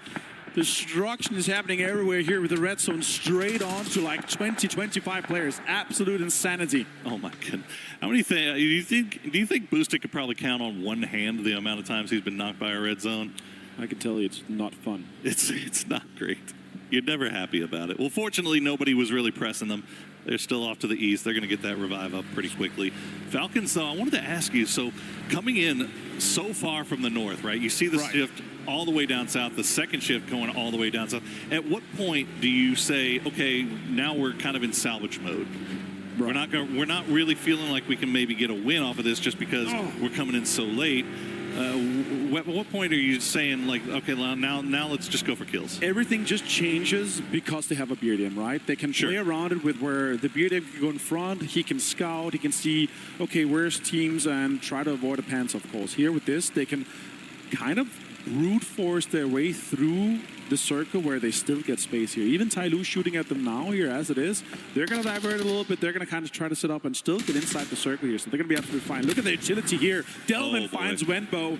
Even though he had some cover, it's going to have a huge impact here. And Wenbo goes down. That car is also absolutely gone. And 200 damage order to Delvin. Another circle pop. We do go towards the Songan area and to the eastern side there, and Falcon's going to be happy with that. Wenbo flushed, Delvin get that point, and AGL absolutely on fire after that last game. Confidence at an all-time high here, Poro. And if we're gonna call out these teams that are having a bad day, 17, man. Oh yeah. Not even 20 points on the day yet, with one game remaining. Well, this one obviously, but only Tiantian left, and it is they're leaving themselves with a lion's share of work to do here tomorrow. As we see the new circle is popped, most teams already in. I did want to point out T1, Falcons, after they took out those 2 players from T1, did not destroy the chips. Right. The T1 was able to get those revives. We'll see if that comes back to haunt them here. Now we check on supers. They've got JDG on the coastline. Looks like JDG is going to be able to avoid them for the most part. That's going to be quite the amount of teams going to try to go for some of the coastline play here, because sure, it's phase 3, but no longer having land ratios, not going to be guaranteed to go away from this water area. And we've seen some tendencies where it actually goes towards water in those phase 4s and phase 5. So let's see what happens here. With that northeastern shift here, look at the amount of space that Falcons was able to create from some. Also, I'm going to have to get my magnifying glasses out, because it looks like there's like 5 or 6 teams in the dead center. It's Vicious, Gen G, Shadow Esports, Sharper, Vitality, Petrichor Road, and Na'Vi absolutely stacked on top of each other inside the city. That is going to be very hectic if and when they have to leave. But right now, they'll just be uncomfortable neighbors as we check back in with AGAL. Still have to make their way inside zone, and they've taken their time about it. And as a result, Virtus Pro has kind of gotten themselves into a spot that they could maybe cause them some trouble. As we see exactly what Mr. Avenger was talking about. Lots of residents in the city of Songam right now. New applications are closed for Songham. No vacancies. There's no vacancies available here in Songham, absolutely. And with the area that Falcons has, if this circle goes anywhere east, that's a double-digit big game for them here. That's exactly what they need. You can hear the confidence from Shrimpsy. They're like, yeah, we're one of the best teams in the lobby, and we're going to play like it. And this is definitely a game where we potentially could be seeing that, especially with a BRDM in hand. Oh, look at this. Hemas has no idea that Virtus Pro is just on the other side of this ridge line. They've dug themselves in. Remember, we saw them. No way. Four-man diggy hole, and they will eventually strike us. Now, of course, when there's a million people in the middle of the city, now is when the emergency or the drops are going to come through. So we'll see if anybody has the guts to go for it. I don't think we will, but AGAL, they think that they have a free and clear path up here, but it is not free nor clear. And Hemas just has yet to figure it out. You see the stress coming through in the fans right now. They know yeah. Oh my this could God. be dangerous. That circle pearl is insanity. Oh my. 45% water. Half the city is still inside here, but look at that. Tyloo is laughing. They're going to have a hard time as Stanoat finds Setsuna. And AGL is just running southwest here. They know backfilling that area and taking some of the space is going to be so crucial. Look at that. That circle pop just saved AGAL's life right there, because as soon as it popped, they immediately hopped in vehicles, started heading down south, going towards the coast, and Virtus Pro was not able to spring the trap that they were setting up. But now the fighting is going on in the city as Shadow Esports, Jexy and Hansi might be the last two players left alive, but they're finding Nox. It's an urban horror story here for everyone. Shadow Look Esports at the kill feed. Absolutely lighting up. We're not going to be able to catch all that. So let's talk about what's happening here right now. AGL coming up against JDD is massive. JDD trying to hold out everyone from the southwest on that ridge. Big nade coming in, does not connect, no damage done. 55 from another one from December 12th. Nance also with utility in hand, trying to fend off this aggressive push from Solalsi and Hemas. That would have been a great grenade had they been actually standing on that one. But fortunately for JDG, they have pulled back. Did not want to make themselves too obvious. And AGAL smartly, I think, realizing that the timer is ticked down. We can't really afford to stay around for this. Let's find a different way in. Meanwhile, Vitality fighting their way on that northern side of the city. Petrichor Road still out there on the north side as well. You see the knocks coming through. Now mortars have arrived as well, as we see, again, just explosions causing chaos as Tiggleton will steal one away. Now Vicious will crash right into AGAL, or was it the other way around? Doesn't matter. Delwyn now has 4 kills. Oh my God, it connected just a little bit here. Some damage done as well. Dogmai flushed here from him as Hausker finds Tanadol on the other side here, but Hemas finds another Panzerfaust out of the vehicle. Absolutely easy for him to come in and clear this. And now he's going to have to run, try to disengage from this fight here. Trying to find him here. Tycon, oh my God, he's going to know. He's going to throw a molly straight to him. That's potentially going to do some damage. Tycon got out of it though, and now he has utility as well. Smart feet from Tycon. Will return the favor with a grenade that will be well placed, but will bounce just a little bit off. But unfortunately for Tycon, Gen G has snuck out. So smart play there from Salute. Might be the last player left alive, but he is trying to get points any way he can. BP decided to get involved in the city because they're already qualified here for 76 points. They haven't reached after 10.5 game. Where Myth left yesterday. 79 points for them is insane here. But yeah, absolutely qualified there. Might as well have some fun here inside the city. Vitality, though, has a double crate guns, a Groza, a P90 on all of it. Oh, Falcons, they're making a push now, and Tyloo is spread across that ridge line. They're going to drop down some smokes. They do have that BRDM, but look at the Panzerfausts in hand for Tyloo. I think Kickstart may have spotted one. He's not going to take that risk, not going to push directly in, but the circle will pull away. It's going to go off to the west, so Falcons don't need to fully commit to this fight.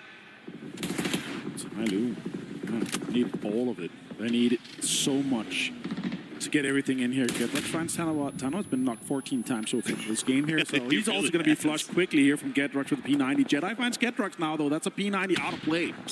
One Dragon trying to go for the flagging position, has utility left in the bag to send over, but it's just not finding the mark here, as Sharper will go down in the end, as all of our teams in Songham are still now fighting themselves through. They have to leave once again, as I believe AGAL and Virtus Pro are just kind of shepherding all the rest of the squads into each other. Meanwhile, Falcons looks like they're going to pull away from that fight with Tyloo, as well they should. He's going to continue to plug all that beer. He's going to be absolutely not going to have anything left, He'll have nothing left. Beamy finds Destroy. Delvin also down with another nade here from Beamy. A great push from VP here. Both of these teams are qualified, but who can make the most of it? They're playing a high-risk, high-reward game of trying to play the edges of this city. And unfortunately, they run right into each other. And there you go. AGAL gets wiped. 6 kills now for Virtus Pro. And they should be able to reset. Shrimsy and the boys came on to T1, but they will lose 1. Reigning now the last player left alive. Tiggleton allowed to stay alive, but he's going to go down. Falcons get picked out. That's insane. You would expect so much more from that. Tyloo held that eastern side so well, but had to try to go for a center push with that BRDM, but everyone was just shooting at them, especially Na'Vi from that northern side. Songham on fire. Hello, my bad. Tons of damage taken here. Correction with utility. That's double nade straight on us. Double stun grenade straight on him. More utility being thrown. Correction finds it. Levante goes down.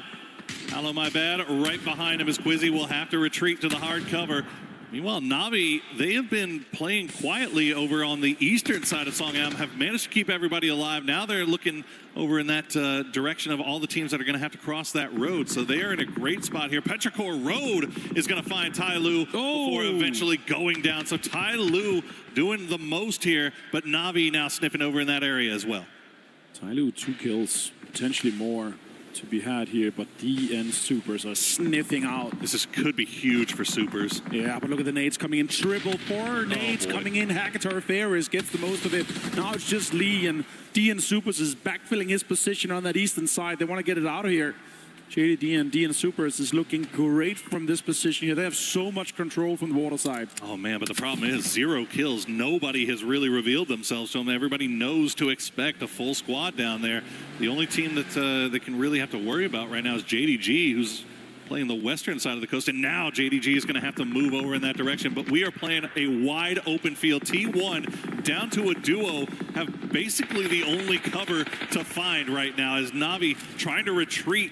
As our city scrappers, Virtus Pro, they're going to get another one. They'll finish off Gen G. And this is just Virtus Pro farming at this point. 8 kills on the board, and they are cleaning out what's left of Songham.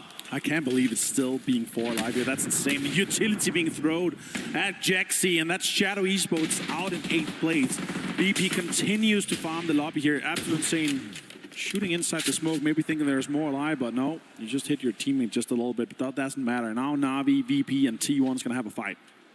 Oh, JDD! Oh, nice grenade from Suze, as that's gonna kick off the fight on the coastline. We'll see if Supers can rebound, but Na'Vi doing their best to try to hold out Virtus Pro right now. They see the smokes.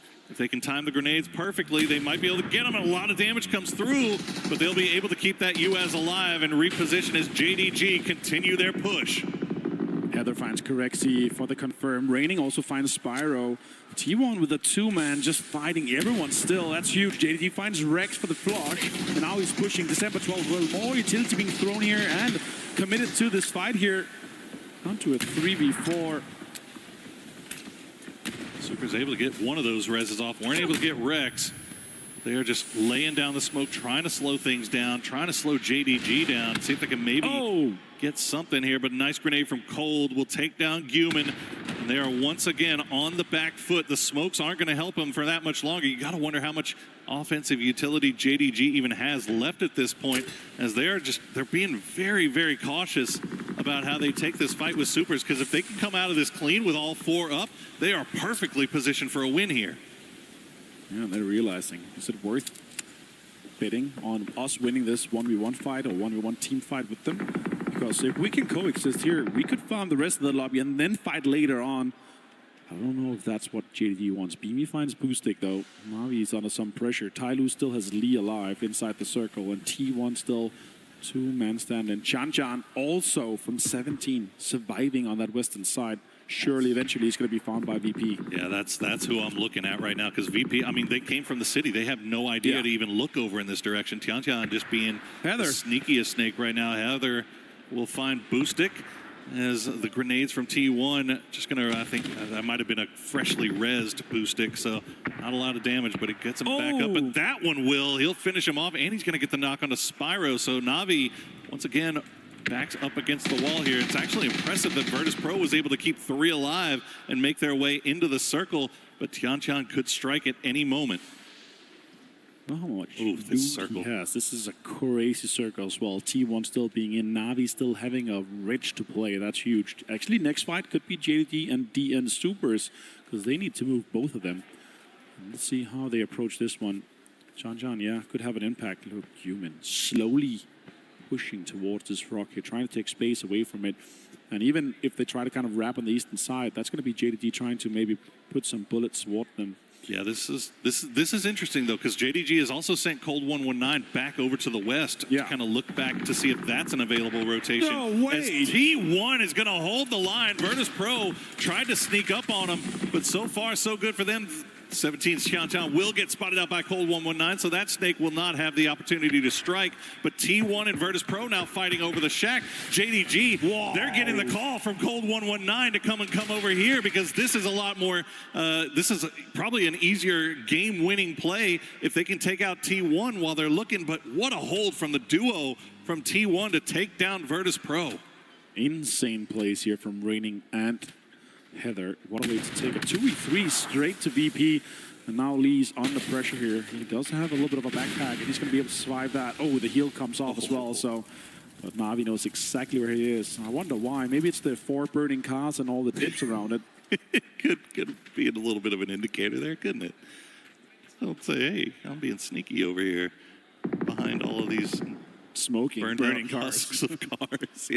Well, look at JDG. Okay, so they're going to allow Supers to live for now. After the pressure came through initially, Nons and Suze have been left behind to try to see if they can find an angle onto DNS whenever they're moving. But, I mean, JDG, they're positioning themselves for late game while also keeping eyes over here towards Supers. We'll see. It doesn't look like anybody's got angles on them. T1 has eyes only for Navi right now, and the same is true in reverse, as Navi looks like they've run out of offensive utility to send over towards Lee. If JDD plays this right, this is a double-digit kills win easily for them. The way that they've approached, the way that the south side is set up for them, with the cover that they have as well, it's going to be crazy. But T1 definitely the biggest winner so far of this game here. 6 kills as a duo. They got hunted from Falcons, and then later on, they killed them. That was absolutely insanity here. Deal trying to dig towards the circle. And this is actually setting her up quite nicely. The only team that has a lip inside of it is JDD. Just the tiniest little bit of space to play, and JDG is 4 alive. They have the opportunity to kind of go for that. Here's the blue zone grenade. It's going to force Spyro to move. Double nade. They do still have offensive utility left to send over towards Lee, but unfortunately, it's just not falling. The flashbangs are going to be perfect. Unfortunately, the grenades were not. So Lee able to survive a little bit longer, and Navi still has to worry about him. Keeping eyes on T1 just to make sure nobody's sending it over. Lee did have at least 1 grenade to send over, will cause some damage. The second one will find the knock, but that is going to do it for offensive utility for him. Look at that. He just found another nade and another Molotov. Why not? That's huge. December 12th finds Raining, and this is the JDD push I was talking about. To be able to take that south side control and also hold out the other teams trying to get in. It's going to be T1 losing Raining surely, and then it's just down to Heather. He's got another one. Oh, he's going to get the re-knock on the Hakatori. Hakatori wasn't even able to stick the res just yet, so I think Ferris' job is just to send flashbangs over there to make sure he doesn't throw yet another grenade. He's got 1 Molotov in, but Heather will spot out Spiro as they try to make the push. Will steal it away as well. Make sure he secures that point. Ferris, now the last player left up for Navi, as the blue is tickling his toes, and Lee will collect it. Lee doing the most here for Tai Lu. Such an important game for Tai Lu. They needed these points here. They're going to be pushing this even further here. Potentially more points to be had here as Ian Supers is trying to dig in from the eastern side. JD still has space. Lee with a Panzerfaust potentially going to send it towards somewhere in the middle to create some destructible terrain ahead of him to be able to play that. Picks up the MK12 with the 6x2. Has a almost full 3-vest. He could potentially get more points. Maybe kills, maybe placements if he gets T1 out of this game. Look at this. Supers. JDG, I mean, they're holding on the edge, but Supers have been able to take a lot of space here and are able to kind of dig themselves down. Let's see if they can hold off JDG at the edge. You see Lee doing his most to make his way in as well. T1 That's the situation they're dealing with. They're dealing with the smokes still kind of flying out, but you got to imagine at this point all of these teams are going to be running pretty low on utility. Let's see who was the best at being disciplined, who was able to hold on to as much as they can, as Cold 119 taking shots over towards Heaven, not finding anything. Simbatul, just one stun grenade. He's going to have to be the point man. All of the guys have a little bit of utility. Suse finds Heaven. And Deal is on fire, potentially going down to the knees. Molotov, Human so low as well. Oh my goodness, Lee just causing so many problems here as a solo. Human, just a little bit of HP left as Suze just continues to push through. Human not popping up just yet. He's going to find one, he's going to get two. And now JDG is down to Nons and Cold 119. But T1 can't capitalize. They have to go for the res. Human goes for another one. He doesn't get it. Nons and Cold 119 have to make the push here. They're going to spot out Lee, but he's able to retreat back into the smoke. It's a 2v1v1. Cold T1's out. Third place here now. Can they capitalize? Can they make this 1v2 happen? If Tyloo wins this is going to be their push for the finals. He's still got some smokes, but now they break through and Nance finds it. Easy headshot, and it's JDG for a chicken dinner. Through the smokes will take out the raid boss of Tego. Tyloo's Lee did so much work there as a solo, caused so many problems, and essentially ruined the games for Na'Vi, for Falcons, for Supers. I mean, he was such an influential factor there. Almost ruined it for JDG at the end, but Human stepped up big there for Supers. But I know Supers has to be a little bit upset with the fact that they weren't able to collect a little bit more off of that, but JDG has to absolutely be beaming there. Absolutely. 8 points so far today for JDD, and now this win to come alongside the 10 points for the chicken dinner, alongside the kills. It's going to put them in a more comfortable area of that mid-20s points. What a wild Tego game. I mean, that shift.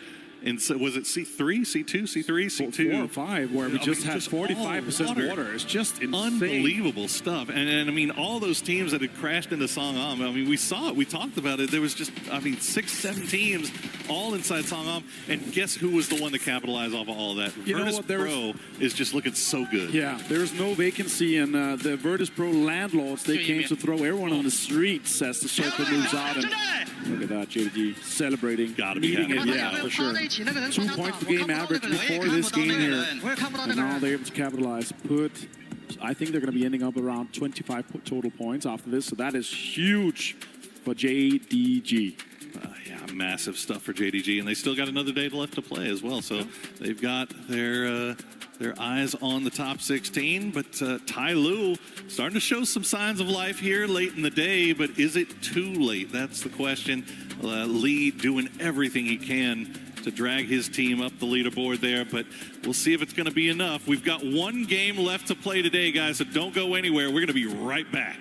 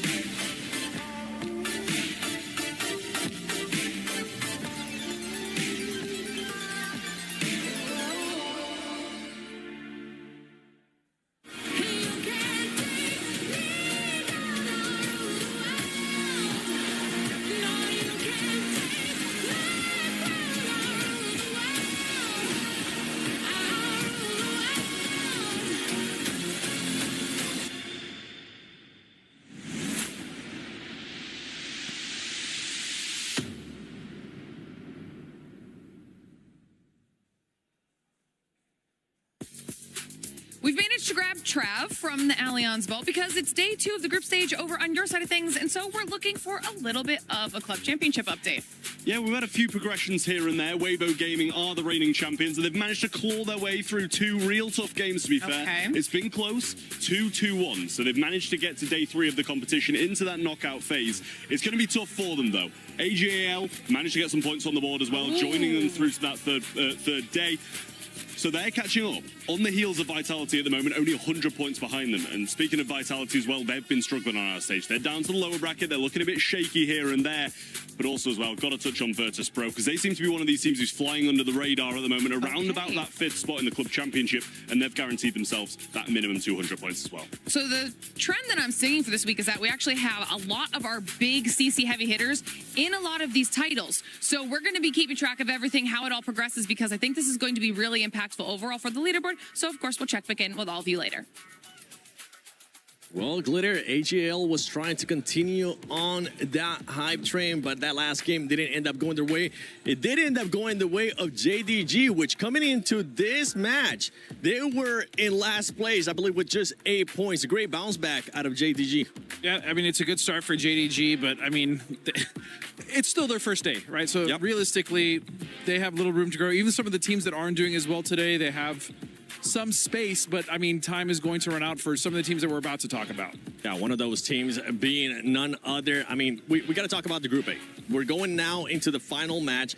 We're going into pretty much make it or break it from the squads. AGL being one of those, Full Sands being one of those as well, and many more other squads in that list. Yeah, I think we got all those teams that are on the big race as we honor JDG for their win up there. But that kill count, I think, says the name of the game. Suze makes some nice big plays, but it's not going to be enough for these guys. And I think the teams that did have enough, you heard AGAL, they're a team that's in the hunt right now. Sure. And for the Club Cup as well, I think they've hit a point where if they can just get like 5 or 6 points out of this game, they're in good shape. And I think also you got like Vitality in the same boat as they grind up as well. They just need to have sort of an average game here to put themselves in a less stressful position, I think, Godspeed. Yeah, and they definitely had a much better day today, just like AGL, right?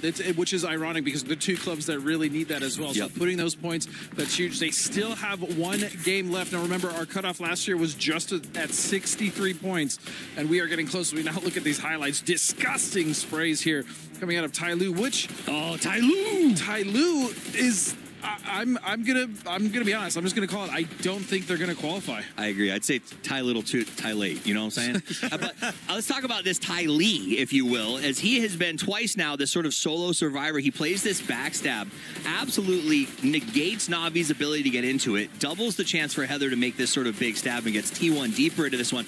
But more importantly, I think breaks apart the 2 teams who had a chance to dislodge JDG in the end game. So if JDG wants to thank anyone for that win, I would give it to Ty Lue. And honestly, T1 as well. T1, even though it is their first day, their performance today has been great, Lace. Yeah, I know. I've been sort of matching up like the T1 Falcons narrative, and the reason for that is because every time T1 comes into contention with Falcons, T1 is sort of taking over the top. It is a crazy narrative from them, and time and time again, they're facing our EWC champions, and they are winning. Heather and End both have more individual kills than Tiggs and Kickstart at the moment, and this rivalry goes beyond PUBG, as T1 are actually actively succeeding in their sabotage mission to deny championship points for the Falcons. And I mean, coming in with that 3rd place as well just bumps up their average even more. I mean, 3.2 average for their placement points and 7.4 for their eliminations. And that's well above Falcons at 1.25 and 5 for their eliminations. So, you know, this kind of rivalry is pretty dangerous. I mean, it's funny because you say T1, like, from the organization's perspective, like, we're glad that you're hurting them, right? And, like, from T1's perspective in-game, they're like, any chance to see a Falcon limping, I have to go after, right? Because they become so strong potentially. They have a lot of upside. And I think any chance you can take to slow them down. Now, the king here is Heather. He has been unstoppable. We've seen multiple moves where they send him out by himself, and he walks away with 2 or 3 points strapped to his belt. Even if he's the one that's surviving last as well, we saw that happen with the BRDM play early on with Falcons, running them over and then finish them off with the nade as well. But for some of the other squads, we saw a nice bounce back, too, from VP in this last game, Godspeed. Yeah, I mean, VP is already safe, right? But at this point, they're just continuing to play how they should, right? Instead of stepping off the gas and being like, hey, we already we already qualified. Why would we need to play harder? I like that they're just continuing to practice because they're going to need that practice going into the finals for sure. Exactly. I mean, that practice is going to come into play. When you're thinking about that practice, some of the squads that are starting to, we really haven't seen a consistent day-to-day out of Falcons. When we think about it, you were just talking about it too, Lace. We did see the confidence come out in the interview that they ended up doing with Calares. But at what point, especially going into tomorrow, do we maybe start waving a flag, a red flag of just I don't know. It's not looking good. For who? For Falcons. Oh, okay, so that last send made me really worried. Okay, we're calling a spade. I love how you looked at me for that, by the way. Well, I was hoping you would be the mean one. So here, at the end of the day, here's what it is. I agree with Shrimzy's first assessment in that interview that they haven't necessarily had bad calls. It was just bad situations. And I'm not saying that last one was a bad call, but that send, they had to make a choice. Do we sit on the end and do we fight Tyloo, or do we make this big push?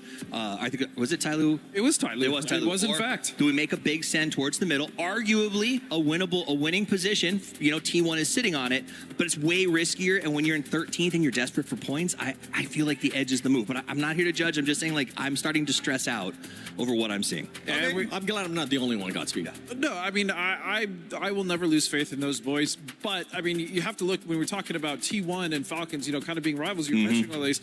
It's hard to have a rival when you're T1 and you're just blasting past them, right? T1 also bullied the heck out of 4EM, which we're going to see tomorrow in PGS. So when I look at T1's performance, I expected Falcons to somewhat be around that level, even though T1's having a great time, but they just couldn't get it done. Yeah, I mean, the altercation between them too, like, it's just setting that standard, and Falcons are just not reaching that, unfortunately. But look, yeah, I'm still a believer in faith, Toffees. I'm on your side here. We got the faith for tomorrow. But yeah, it's now at this point, and, you know, you were saying, like, oh, you know, you have a couple of bad PUBG, but it's been kind of bad all today. So look, tomorrow has to be an insane performance for them. And, you know, even if we look lower down at this leaderboard, you know, I was touching on Na'Vi before, saying, you know, they started kind of really super strong in this start, but something fell off for them, and they're not making these plays. They were sort of being that aggressive, and I was saying, throwing stuff at a wall, letting it stick, but now it just seems like a little bit falling off. Yeah, just to remind everybody, we're going now into the final match for Group A. They will not be playing tomorrow.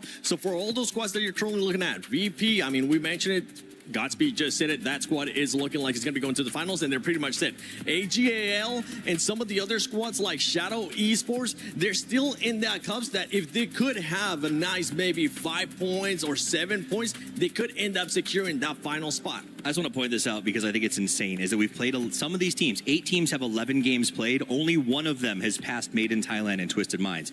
Second and third place still are teams that have 6 games ahead of them. What that does mean, though, is that the cutoff tomorrow potentially drops significantly, because that means those 2 teams come in and can kind of sort of sap those points up there on the top and maybe drive someone a little bit higher. I think Myth is genuinely the wild card of tomorrow. How many points do they come in and absolutely just soak? 4AM also had a pretty decent day as well. And so when we look at Group B, and Twisted Minds could also come in, soak a bunch of points. GAM, they had 50 points in one day as well. So all these teams, if you are on the cusp, if you are towards the bottom of the leaderboard, you are biting your nails and you want to get as many points in this last game as possible. Otherwise, your chances of going to the grand finals are just cooked. Yes, for these teams, I mean, we got to repeat it. Shadow Esports, Tyloo, DNS Supers as well. We've seen them being able to kind of spark up, but they just haven't been able to go and get those kills. They haven't been there. The proactiveness to try to get it to the finals with just making sure that they go for those kills is just not there. But it's going to come down to this final match for those teams in Group A. Can they do enough to get enough points to make it to the finals, or is it just going to be too little, too late? One match left to determine who from Group A will be going on, or they can do as much as they can to set themselves up for tomorrow. We'll find out what that cut line is looking like a little bit closer after this one is done, but there are some teams that are still sweating going into this final map on Erangel. 8 teams with just 1 game to go, and we're going to be going back to the absolute most historic map, and it's going to be an absolutely insane playing path. Let's look at it. Look, I'll tell you this right now, Martin. We were talking last game about how many alt drops you see on these southern plains. This is another one where this compound, just on this western side of Sosnovka Island, has about 6 teams that have claimed it as their alt drop, and this is a far, far south plain. So this is going to be interesting. We'll see if any teams decide to drop onto each other there. We might see some early combat here, considering how far south this plain is. I'm surprised we don't see more teams going onto the military island. We've seen so many of these plane paths where we have either full military circle or a 50-50 military circle or 50-50 ferry pier military circle. Wow. So I'm surprised I don't see any more going really deep south or even trying to take a car and go and just loot some of the scrap on the southern side. But yeah, let's see how that evolves. Yeah. We have Vicious there, we have JD, we have D and Supers. Let's talk about the teams that are on the cusp here, though. Let's do it. We have Group A, it's Virtus Pro, Tyloo, AGAL, Vitality, Supers, Full Sense, Petrol Road, and Shadow Esports with their last game today. The team with the least points, though, out of those is Petrol Road on 36.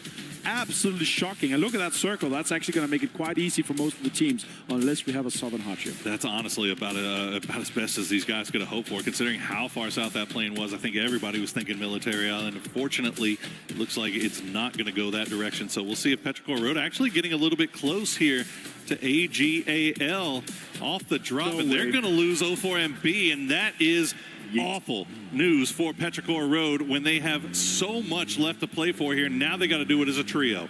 Yeah.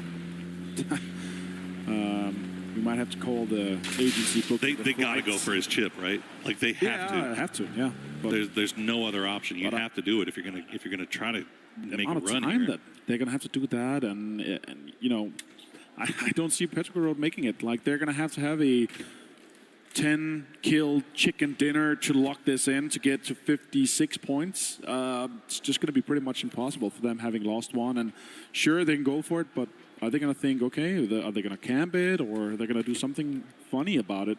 Because AGL is already qualified, to say, with the 61 points that they have now. I think, as Toffee's mentioned on the desk, we're going to have a lower cutoff. We're going to see Myth and Twisted Minds go absolutely ballistic tomorrow. They're probably going to try to breach that triple digits.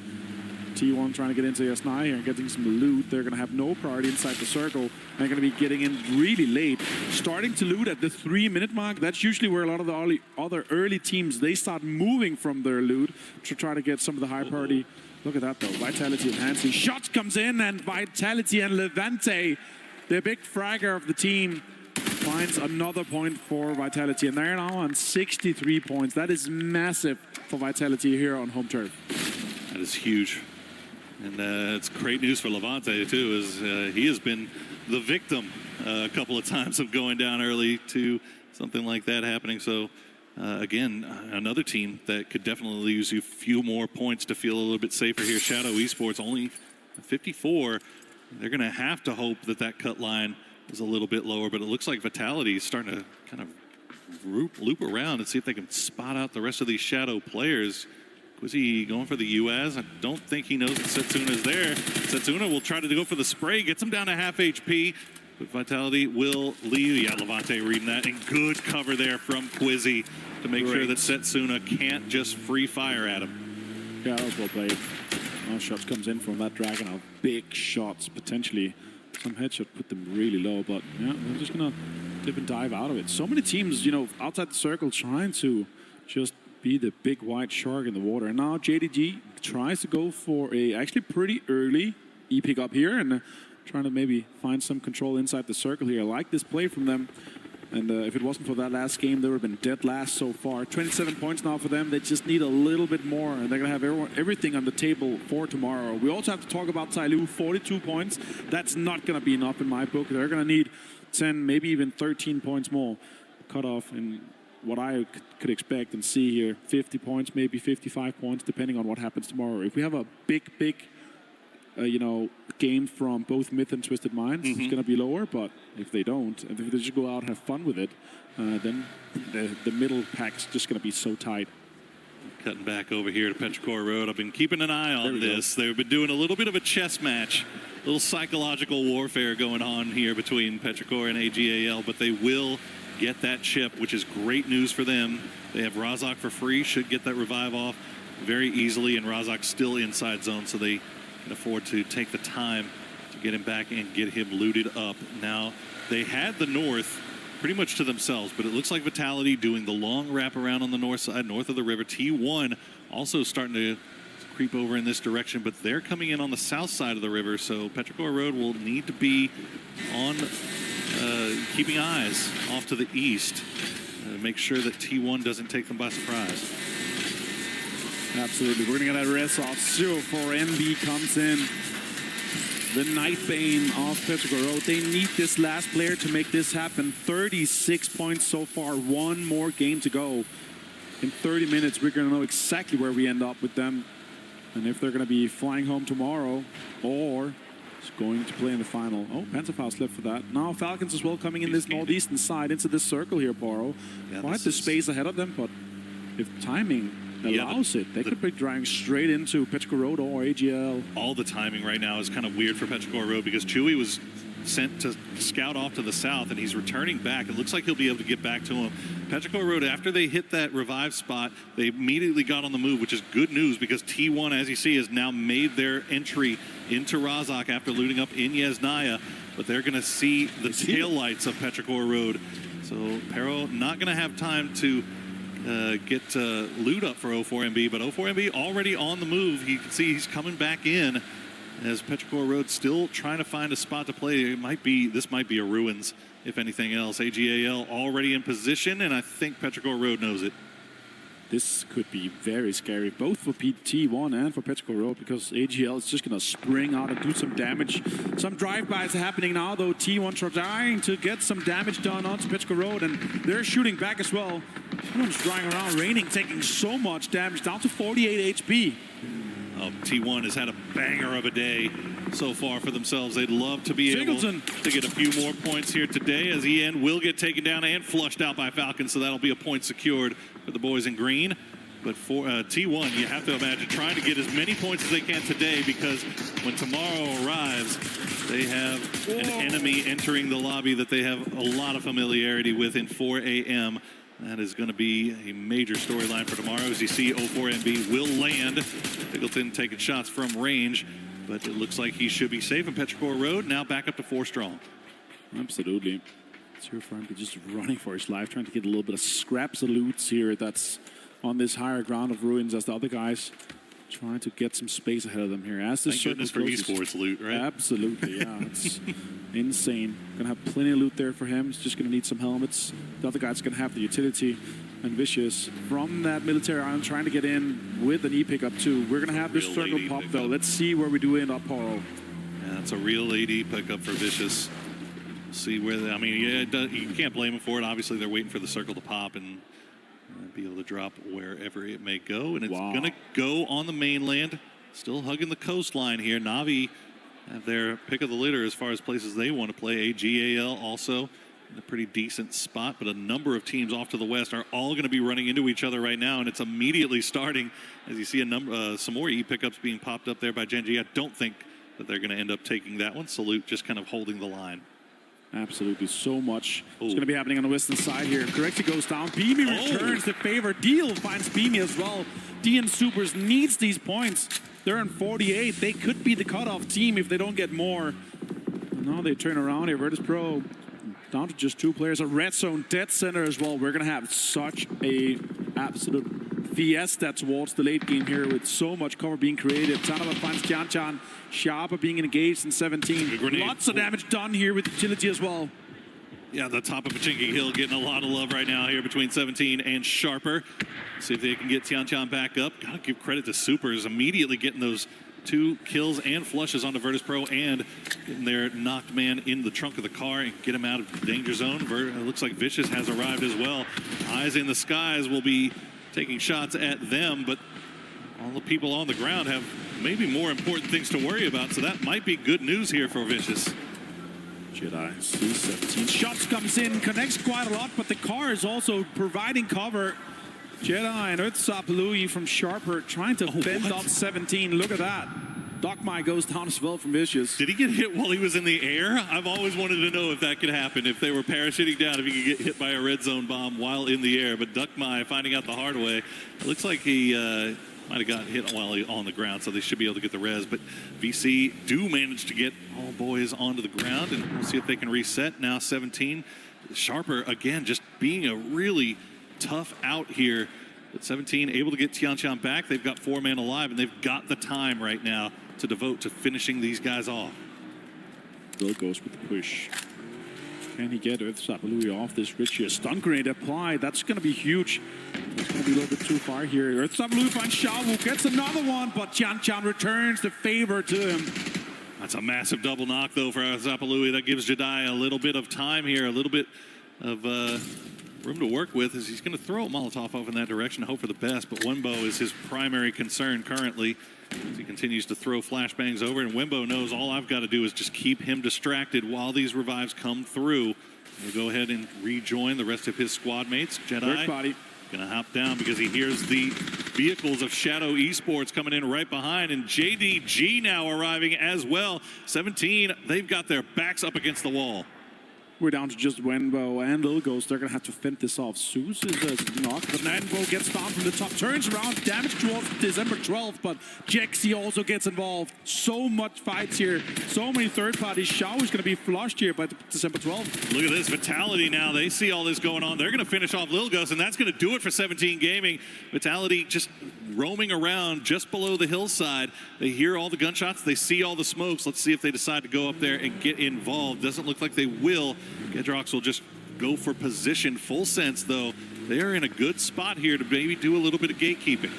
17,000 on there. Yeah, absolutely. 17 out in 16th place here means they're going to end the day on 23 points. It's probably the lowest I've ever seen 17 Gaming on at an international level. That at all with the MG3 in hand, the bullet hose. They decided to not take shots towards Shadow here, so they're going to be able to sit up towards the center of the zone. Looks like Vitality is actually going to avoid all that as well and just continue down to the south. Meanwhile, Petrichor Road, they wrapped all the way from the northwest all the way to the southeast. We'll see how much longer they can stay alive as Shadow Esports are just dug in.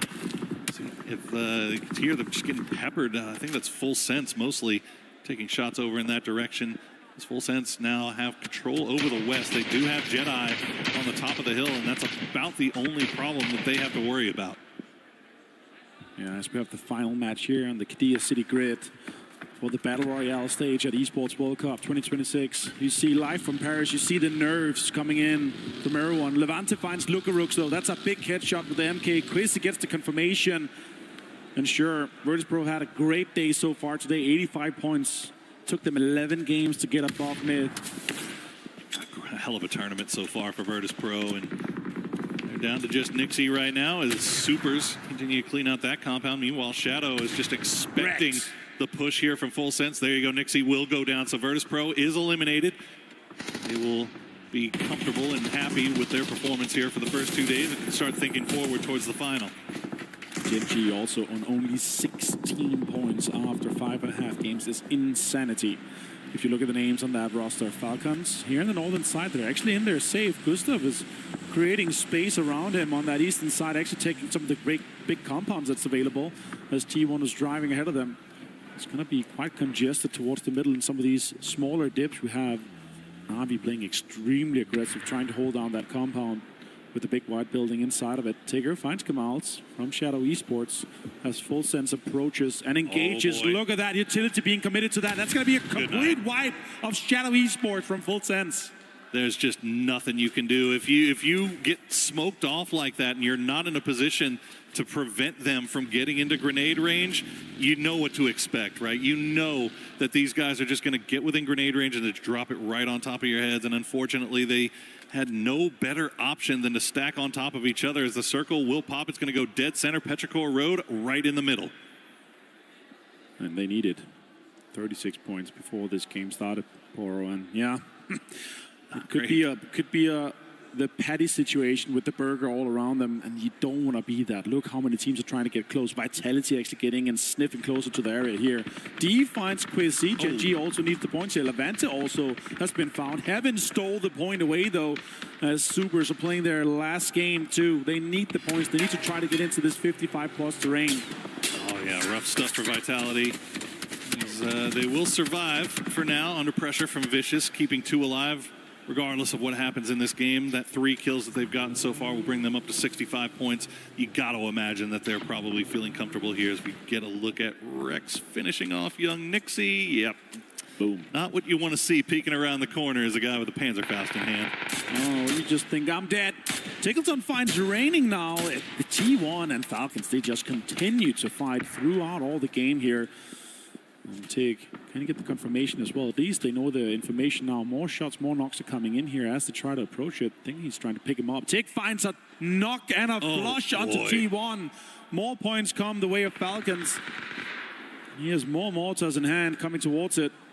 He is able to just put them in their pocket right now. Gustav just giving them the readings, letting them know where they are. As Type will, you can see him just kind of crawling around. The rest of T1 looks like they're going to hop into vehicles. Ian and Heather already on the move. Shrimsy tried to take the flanking angle to catch them as soon as they did. And T1, they're in trouble. Heather is going to go down, and there's going to do it for T1. They will go out early, but 43 points on the day. Not too shabby for old T1. Not considering Tyloo after 11 games is on 42, so that is massive. Tyloo under a lot of pressure from Falcons now as they're going to have a scrappy fight on this northern side. Hekator finds Shrimsy, and now Tyloo's going to potentially try to steal that away from him. Yeah, Hekator actually gets the confirmation. That's huge from Na'Vi. They also need the points, but they are dead center. They got hot cover to play around, so let's see how far they can take it in this game here for their campaign. Tyloo in a really good position to be a problem. They've got a lot of work left to do if they want to try to feel a little bit more comfortable, considering that they were sitting on 20 points after 3 games today. They've managed to double that in the last 2 games. So hell of a job by Tyloo here to close things out. We'll see if they're able to clutch any more as JDG Gaming just trying to survive under the shadows of AGAL bullets. And it's just trying to create space here around the trees for cover. A little bit of a foxhole being dug out here as the phase is closing. And 5 more seconds, we're going to see this next circle here. It's going to have such an impact.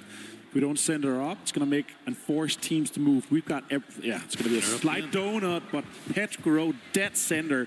Can they capitalize from this circle luck? Again, you bring up the problem as well as the benefit. Obviously, you get great luck. You're right in the dead center, but there's not hard cover there. There's not a compound. They're just hiding in the middle, and you can only be so aggressive from that position without putting yourself at major risk. And you see the mortar still falling over in Falcons territory, but Tig is going to return the favor. Both Tyloo and Falcons are shooting mortars. Tig finds Kong. Again, dude. What a shot. Oh my God. And another one that's in a different position back to back. Trigonometry happening here. Lee returns the favor onto Kickstart. Can they capitalize? Can they make something happen here in the last game for Falcons? They're getting too good with these mortars as Tig will avoid the gunshots from Na'Vi. Get to the ditch in time to go for the res on to Kickstart. Tyloo, though, they've gotten both of their men back on their feet. They might be able to send another mortar over in this direction as, no, it looks like they're going to try to reposition. I think maybe taking a little bit of damage, but Kickstart going to get him back on his feet. Tyloo, no kills despite, now he's back on it. We'll see if the Falcons can get out of that ditch before the mortars come again. Right on top, and no, not going to find him this time. Evan goes down as well. Genji finds points here. D is on a rip this game here. Tickleton with 3 kills so far. Flash finds Jedi. That is sharp out in 12th place. It's going to be a little bit rough for them as well, with 29 points just. They're going to be joining that mid-pack. Skies are alive with mortar fire right now, but it looks like it might calm down as Falcons will try to regroup, reposition, secure themselves a spot here. Nice spray from Tig. Will take down one dragon as Tyloo. Their late game heroics might be put on hold here. Kong Kong and Hausker are the last 2 players left alive, and they are pushed right up against the wall. He will get the knock on a Kickstart, and that might open up a little bit of a door here for Tyloo. Yeah, Kickstart's on the 2nd or 3rd knock here. He's bleeding out fast. 15 more seconds. I don't see them getting it. He's going to get flushed potentially here. Kong finds it. Hausker goes down to Ferris, and Tyloo is on a lot of pressure here. They're going to try to go for the rest. The circle is pressuring them. It's going to be closing in 30 seconds. It's been a little bit of a slow day for Na'Vi as well. But they might be able to find some more points here in this final game. 4 alive, complete control over the East as Hausker is going to go down to Tiggleton. He'll get both of them. Tiggleton now up to 6 kills, putting the Falcons on his back here in the end as Gedrox gets the double knock onto Gen G. Gustav finds Delvin as well. Flash finds Tycon. There's so much pressure being applied on the western side here. Other teams are trying to approach it. Delvin's down. D gets flushed as well. Flash finds Tycon as Full Sense try to get D and Supers out of this lobby. I mean, remember how Vicious got here. They took the E pickup. They got one of their players knocked by a red zone upon arrival, and now they are in great position to cause problems. But Thanadol, he's got that MG3 in hand, and he is making it sing as he finds 2 of Supers. Supers now down to just human.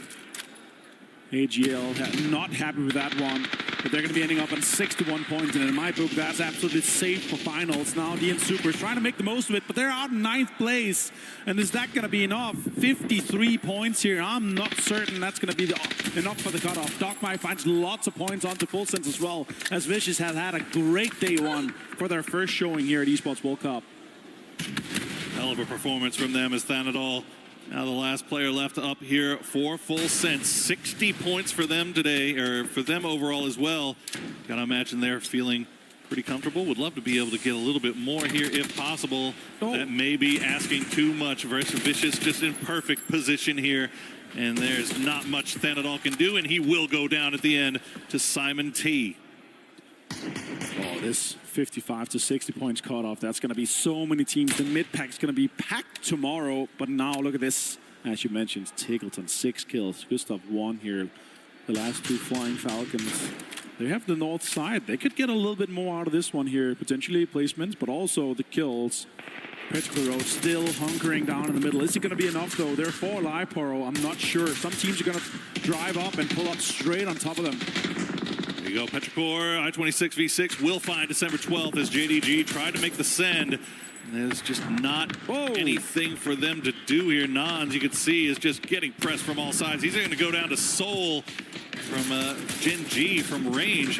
It's just now taking damage from Gen G. Gen G kind of coming alive here late as well. They really need to. Only 21 points on the day for them so far, but they are in a good position to try to get some damage done playing from the south. Utilities being deployed now. I-26 trying to get that flush onto him. Gustav finds Dogmai. That's a good point to secure Falcons. 8 kills, top 7 for them. Great game. It's going to be enough. 34 points here. Then 16th place with only 6 games played. That's fantastic. Yeah, no, you're never upset about that. I think 35 points around that after 6 games. That's about average. That's what you would hope for. No matter how you go about getting it, it's going to put you in good position for tomorrow. All you got to do is hope that you maybe get a little bit of luck and a few more kills going your direction. But look at that leaderboard. All the bottom half of it right now are the teams that are still left alive as we get to see a little bit of that Tiggleometry in action. The back-to-back knocks onto Tai Lu. That was insane. Lion's share of that damage, and he immediately pops up, finds 1 dragon. It's been the Tiggleton show for the Falcons. We'll see if they can keep it going as the circle will abandon them. They're going to continue playing around on the north from the edge. It looks like they've spotted out Suze. Oh, is that a C4? It's a C4. They're going to be driving that straight onto Petrogorod here. Take's going to be waiting a little bit for it, then driving it forward, and then rolling it down onto Petrogorod. That might have quite the impact. Gustav finds Suze. That is JDG out. And now they're into the top 6. Look at this. It's chasing him. It's going to get I-26 down. Exactly what Petrogorod was hoping for not to be happening. Hackator steals the kill away, though. Oh, still got grenades left. That's going to be right in their pocket. Gustav. Perfect throw from him to ruin Petrogorod's chances. They're down to just 1 player. Chewy nowhere near, but Falcons needs to make sure that they can secure these points, these so important points. Chewy alive via the grace of the smoke, but Virtus, you can see Vicious looking over in their direction, Gen G looking over in their direction, and Tiggleton and Gustav now the dangerous, deadly duo coming from the north, causing so much problem. Chewy trying to fend off this, but Pau has a P90. He's going to be able to survive for just a little bit longer. If Chewy goes down, it's just going to be the 2 kills going the way of Falcons. They are first knock, though, so it's going to take 100 seconds. When is Navi going to get active here? They've got 4 kills so far, but they're 4 alive playing from the eastern side. They have not really started to wrap around and get involved in all of this. Simon T will go down to the blue zone. Powell, the last player left alive. You can see he's got that. There you go. Tiggleton. Add another one to the count. 12 total for Falcons, but Gustav has gone down. And he even go for the res at this point as now Navi has started to activate. They're going to go down to the south and deal with Gen G. Boostic finds Hakator with the car. That's so unfortunate. Maybe the rest is going to be able to happen here. Powell finds Gustav. That's going to alert Tiggleton. Maybe he can get another point and a kill. And look at that. He finds the point from the placement and a kill onto Powell from Vicious. Tiggleton, what a game for him so far. One-man army for Team Falcons right now as Bean will get spotted out by a nicely placed grenade from Spyro. Navi back up to 4 strong after that unfortunate incident with the vehicle. Hollow My Bad still involved here as well. He could pop up and get involved at any moment. Navi sending Spyro down to the south side, playing around the edge to see if he can find any angles, but Gen G are dug in. It's not going to be easy to spot them out. Tiggleton alone on the northwestern side here. Actually backfilling the Gen G position could be huge for him. He could get more points out of it. Still one Vitality solo, still Tiggleton solo, but he's locked in. Let's see what Gen G is dealing with. Soul, that grenade in hand, waiting for that inevitable push from Navi. Meanwhile, Tiggleton has just been going ape on this northern side. P90 now. He's got a P90, because why not? Why not give a P90 to the guy that is just absolutely farming? But this is what we're dealing with on the top of this hillside with the new destructible terrain.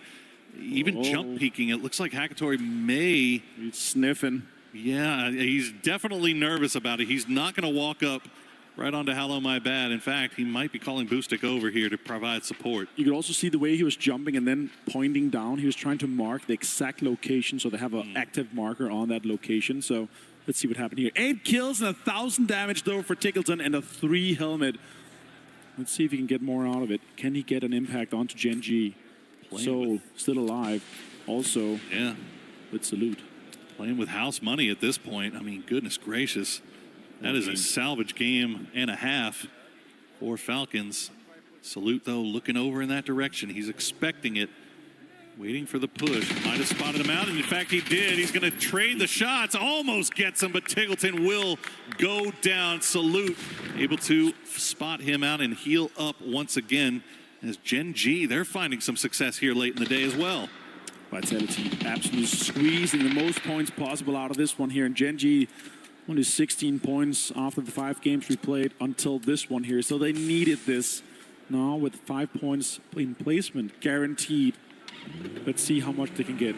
Can they get Vitality out? Can they get another kill? Can they get a flush onto Navi? Surely Navi wins this just by the grace of being 4 alive. Hakatori finds Soul now without just Salute. Yeah, Soul trying to go for that northern flank, but Navi more than ready for it. Salute will try to trade some shots back as we'll have to get on the move once again. I think he just spotted out Hakatori behind the tree, but will run away, and that grenade might be enough to do it. No, it's going to fall just shy, and now Hello My Bad will strike. The grenade will find Salute, but Hello My Bad securing a second place for Vitality. Can he get any more of it? He cannot. But Navi, a massive win here, a much needed win at the end of the day. Navi being absolutely different here, playing it surgically perfect.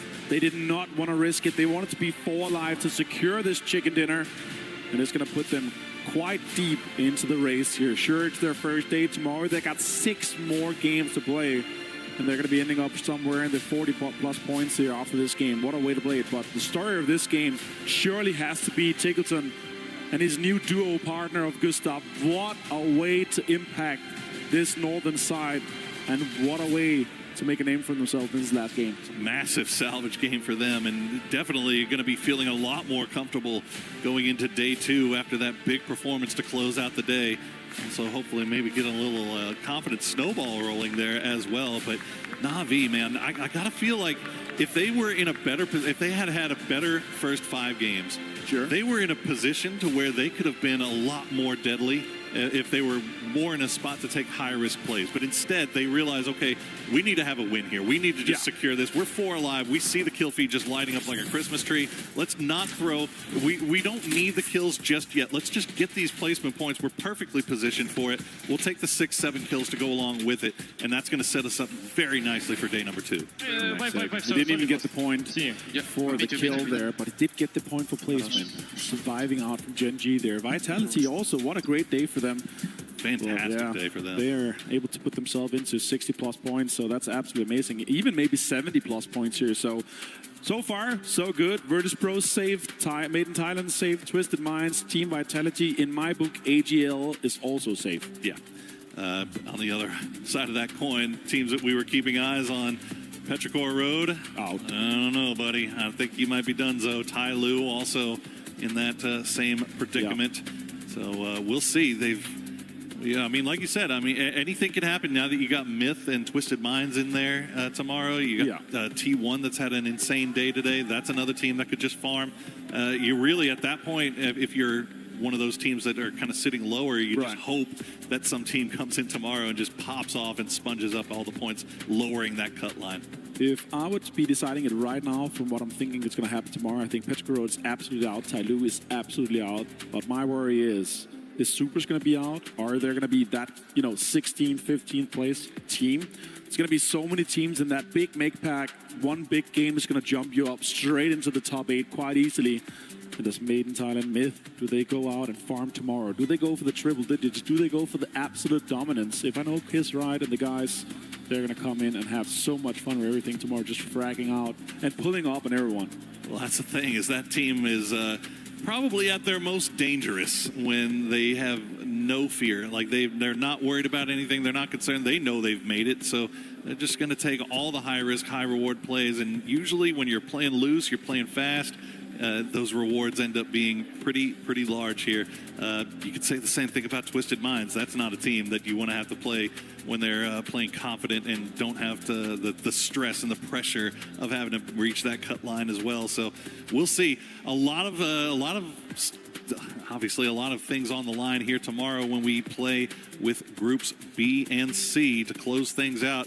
Group A, you did what you had to do. Hopefully you did enough. Yeah, let's go throughout today, though. So far, Petrichor last place, 17 points. 17 Gaming, only 23 points. Shadow is down there with 20, but Tai Lu only 24. That's not good enough. Gen G, after this last game here, jumps up into 26. There's so many teams in that mid-pack, but Virtus Pro, what a way to start and end. So far, 50 points today here. Vicious starting on 45, Navi on 44, Vitality 43. What a way to go about it for these teams here. It's beautiful work by those teams, and very happy for them, and we look forward to seeing them in the final. But we are going to throw it over to an interview, so make sure you tune in, and make sure you tune in tomorrow, because we will be back. As day 2 comes to a close, we of course have some interviews down here on the main stage. I've got the main man himself. I have Himas here from AGAL. Himas, let's kick things off by talking about today. Slightly better than yesterday. Yesterday seemed like an uphill battle, but talk to us about the end. You looked like you were particularly upset after that last match.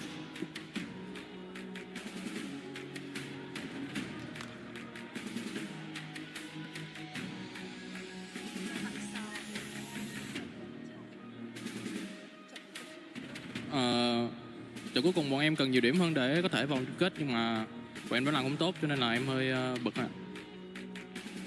In the last match, we really need a lot of points to be able to get to the final, but we didn't do well enough. That's why I was upset. Yeah, that makes sense. I mean, let's think back a little bit to PGS5. To come so close, and then for 17 Gaming to kind of pip you guys right at the post, just at the very end. Did that have more of a negative impact on you guys as a team, or did that motivate you coming into the Esports World Cup?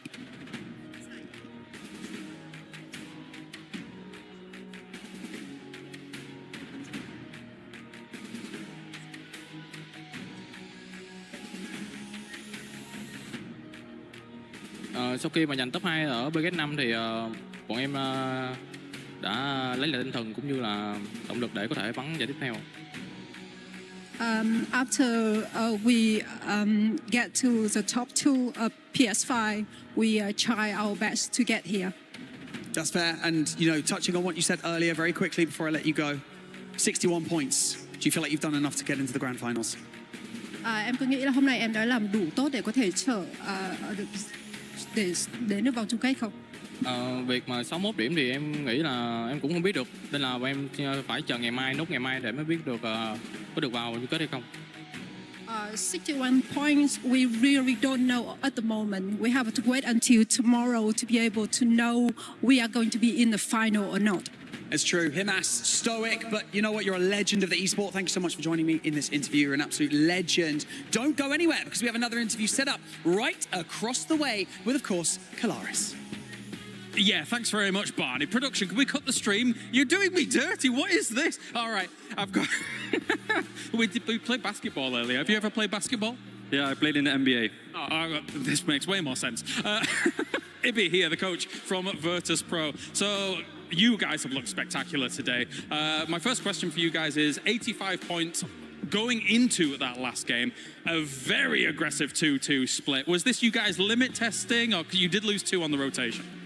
No, that's just playing with balls. I would have also done that 2-2 split. I like it that they did it. We got caught by DNS, kind of like a timing thing. We go next. Fair play, fair play. So I did speak to Nixie at the end of yesterday, and he was kind of a bit, you know, up and down about the results as a whole. Obviously, it was a bit of a difficult day, despite you getting 37 points anyway. So was the game plan changed? What was the discussion coming into day number 2 and what you guys had to approach? Not really. We had 2 situations that were pretty similar yesterday. We kind of spoke about that. And we didn't speak much before the games today. Same focus, good comms. We played insane. Our comms today were great. I'm super happy, and we played great.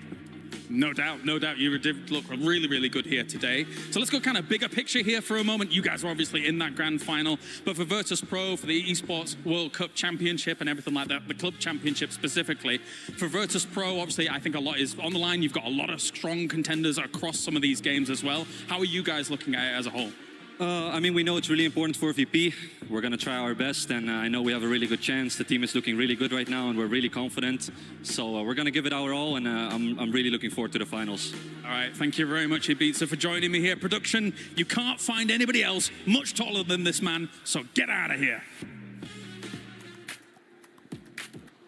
I beg to differ, Kalaris, because you know what? Let me actually do this real quick. Let's just squeeze in real quick with us right here. It looks like we're the security detail for this guy. Let's take our son to school, shall we?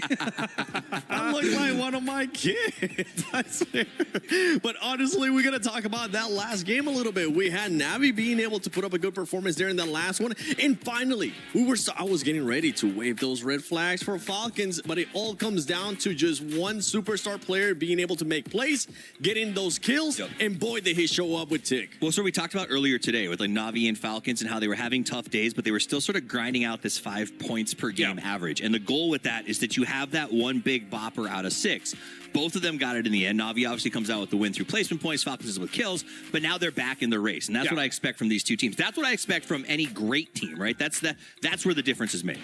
Now, let's do this. That was excellent of Navi, excellent of Falcons. They salvaged the day. Love to see it. We have to talk about it. We have to talk about 7. There are teams here, as we look at the leaderboards, they're just going home.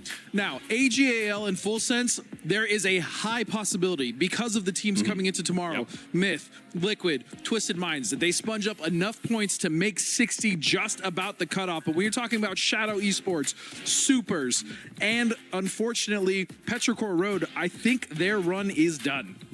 I believe so too, honestly. With Shadow, I'm still on copium for that squad. I'm hoping that they might be able to just done enough with those 55 points, but I don't think it's going to happen. Supers as well, because we have some of the other squads. You were talking about them earlier. GAM Esports, Team Liquid, even the Vicious. The Vicious showed up today in a big way. They're going to make big pushes, and I think, during that interview, AGL was a little bit worried, like, is 61 going to be enough? I'm stressed.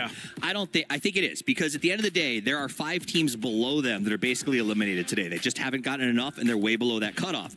R8, who who plays tomorrow, as you're going to see here in just a second when we get to the last stage of the board, has 10 points. So they are going to have a nightmare fuel, impossible ride tomorrow. Gen G was almost in that same position. They had 12 going into the last game. So the fact that they had a good game and now are sort of back in the 30s hunt means that they could potentially do it tomorrow. But what that means is for AGAL, there's really only two teams that they have, like there's only two teams that they have to worry about not getting passed by. You know what I mean? Like when you count those numbers. So I think that they are probably okay. In fact, I would even argue if that cutoff goes to 60, some of our other teams, like Full Sense, might still be in. Yeah, it's very much a chance. But two teams I really want to talk about too, as far as going into tomorrow, are T1 and 4AM. Because again, 4AM has pretty much been bullied in PGS by T1, and they're going to face off. And both of them are just around kind of the 30-point cusp. So that's going to be a really interesting fight to watch tomorrow as well. 17 Gaming, one of those teams that we were expecting them to do a little bit better too. Toffees today, only 23 points. Yep, was that? Exactly. That's how I feel about what I saw from them today. To be 17 Gaming,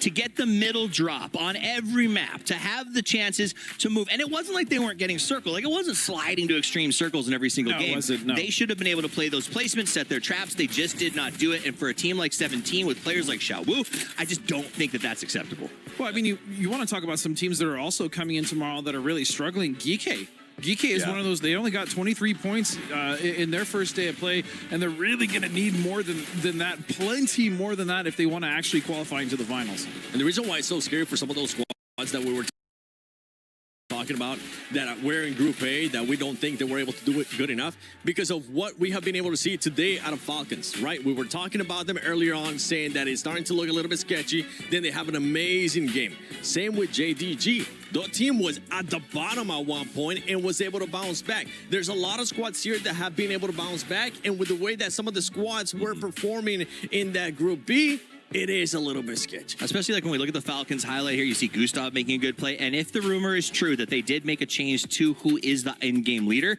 and they just did it before this event, you only get better, right? If you've got those 6 new IGL games in a super competitive environment under your belt, I think that's where you start to adapt and grow. So I think Falcons tomorrow comes in, shows up. They always do. Na'Vi comes in, shows up. I expect those teams to sort of keep rising. Yeah, I could agree with Falcons. Na'Vi should show up. I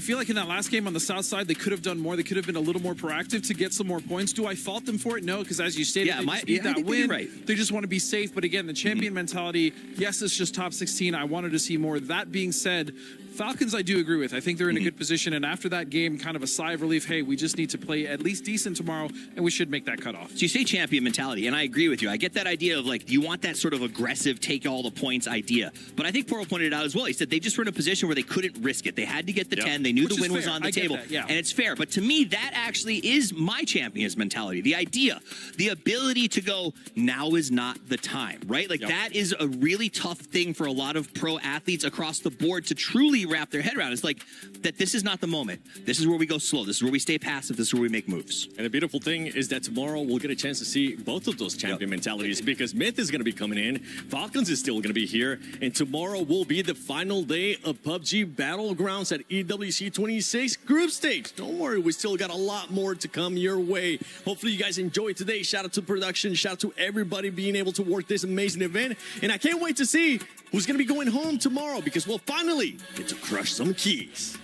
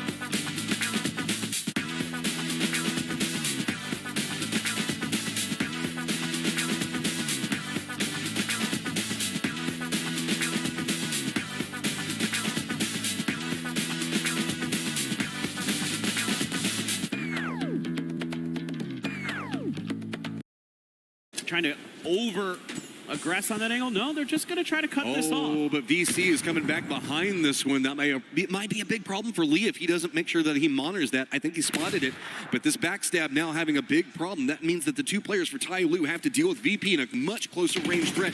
No form of assistance from the outside, and VC looks like they're going to set up. Maybe they start taking a couple of shots, but no, it is going to be Nixie that gets Kong Kong down. Now Virtus Pro should really try to remove Tai Lu from the equation right now. Hausker is taking a ton of damage from Util. In fact, going to be knocked by that blue zone grenade. Meanwhile, VC out in the open. Tycon looking to get ahead out there. Lee has dodged VC for now. He's able to kind of scoot off towards the east and avoid any contact with them. Lukarok's able to find a big knock on the Duckmai, and that means that they are going to have to kind of take a step back and wait this out. I mean, this was just so cleanly played coming up from VP. They saw the vehicles rotate. They were already using the external walls for defense. Even with the knock, they managed to rally it together, get themselves back into a good position. This location now firmly on lockdown. VC doesn't feel safe making an approach anymore. They're going to hop in their vehicles. They're going to rotate away, and poor old Lee is just kind of trapped over here now. Lee is a lot of tough decisions to make, and now you're in kind of salvage mode. Are you going to be able to get anything put together? Should be mentioned that Himas was revived for AGAL, so he will be back into the equation. Maybe not, as goodly, as well geared, I should say, as some, but should be A-okay. He did spend some time over in Rozhok with some friends, so I think that he might be pretty okay. Vitality is going to go up right next to Chopsticks. Looks like Nixie's also going to do the same. A little bit of jockeying for position around that. We also did see T1 take the northern section of the western Chopstick.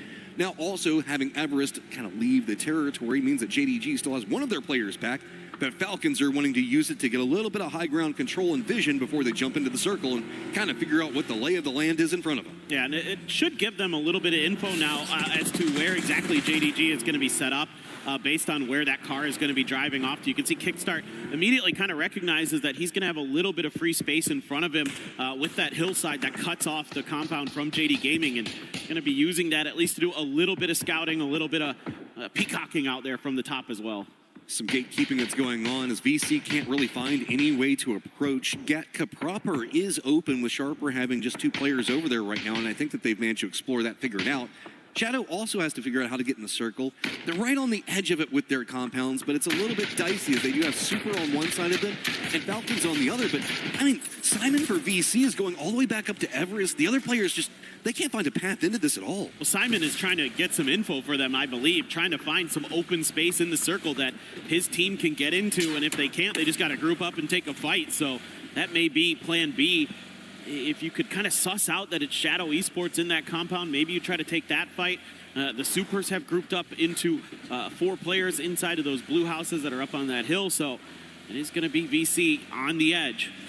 So we've got essentially a Chopsticks game that's brewing. So T1 in a great position, 17 in a great position for it. Shadow taking the shots at VC, keep corralling them on one side. VC can kind of go up and touch a little bit of Everest and, yep, rotate right back down into it, but that's going to put them on the Supers pathing.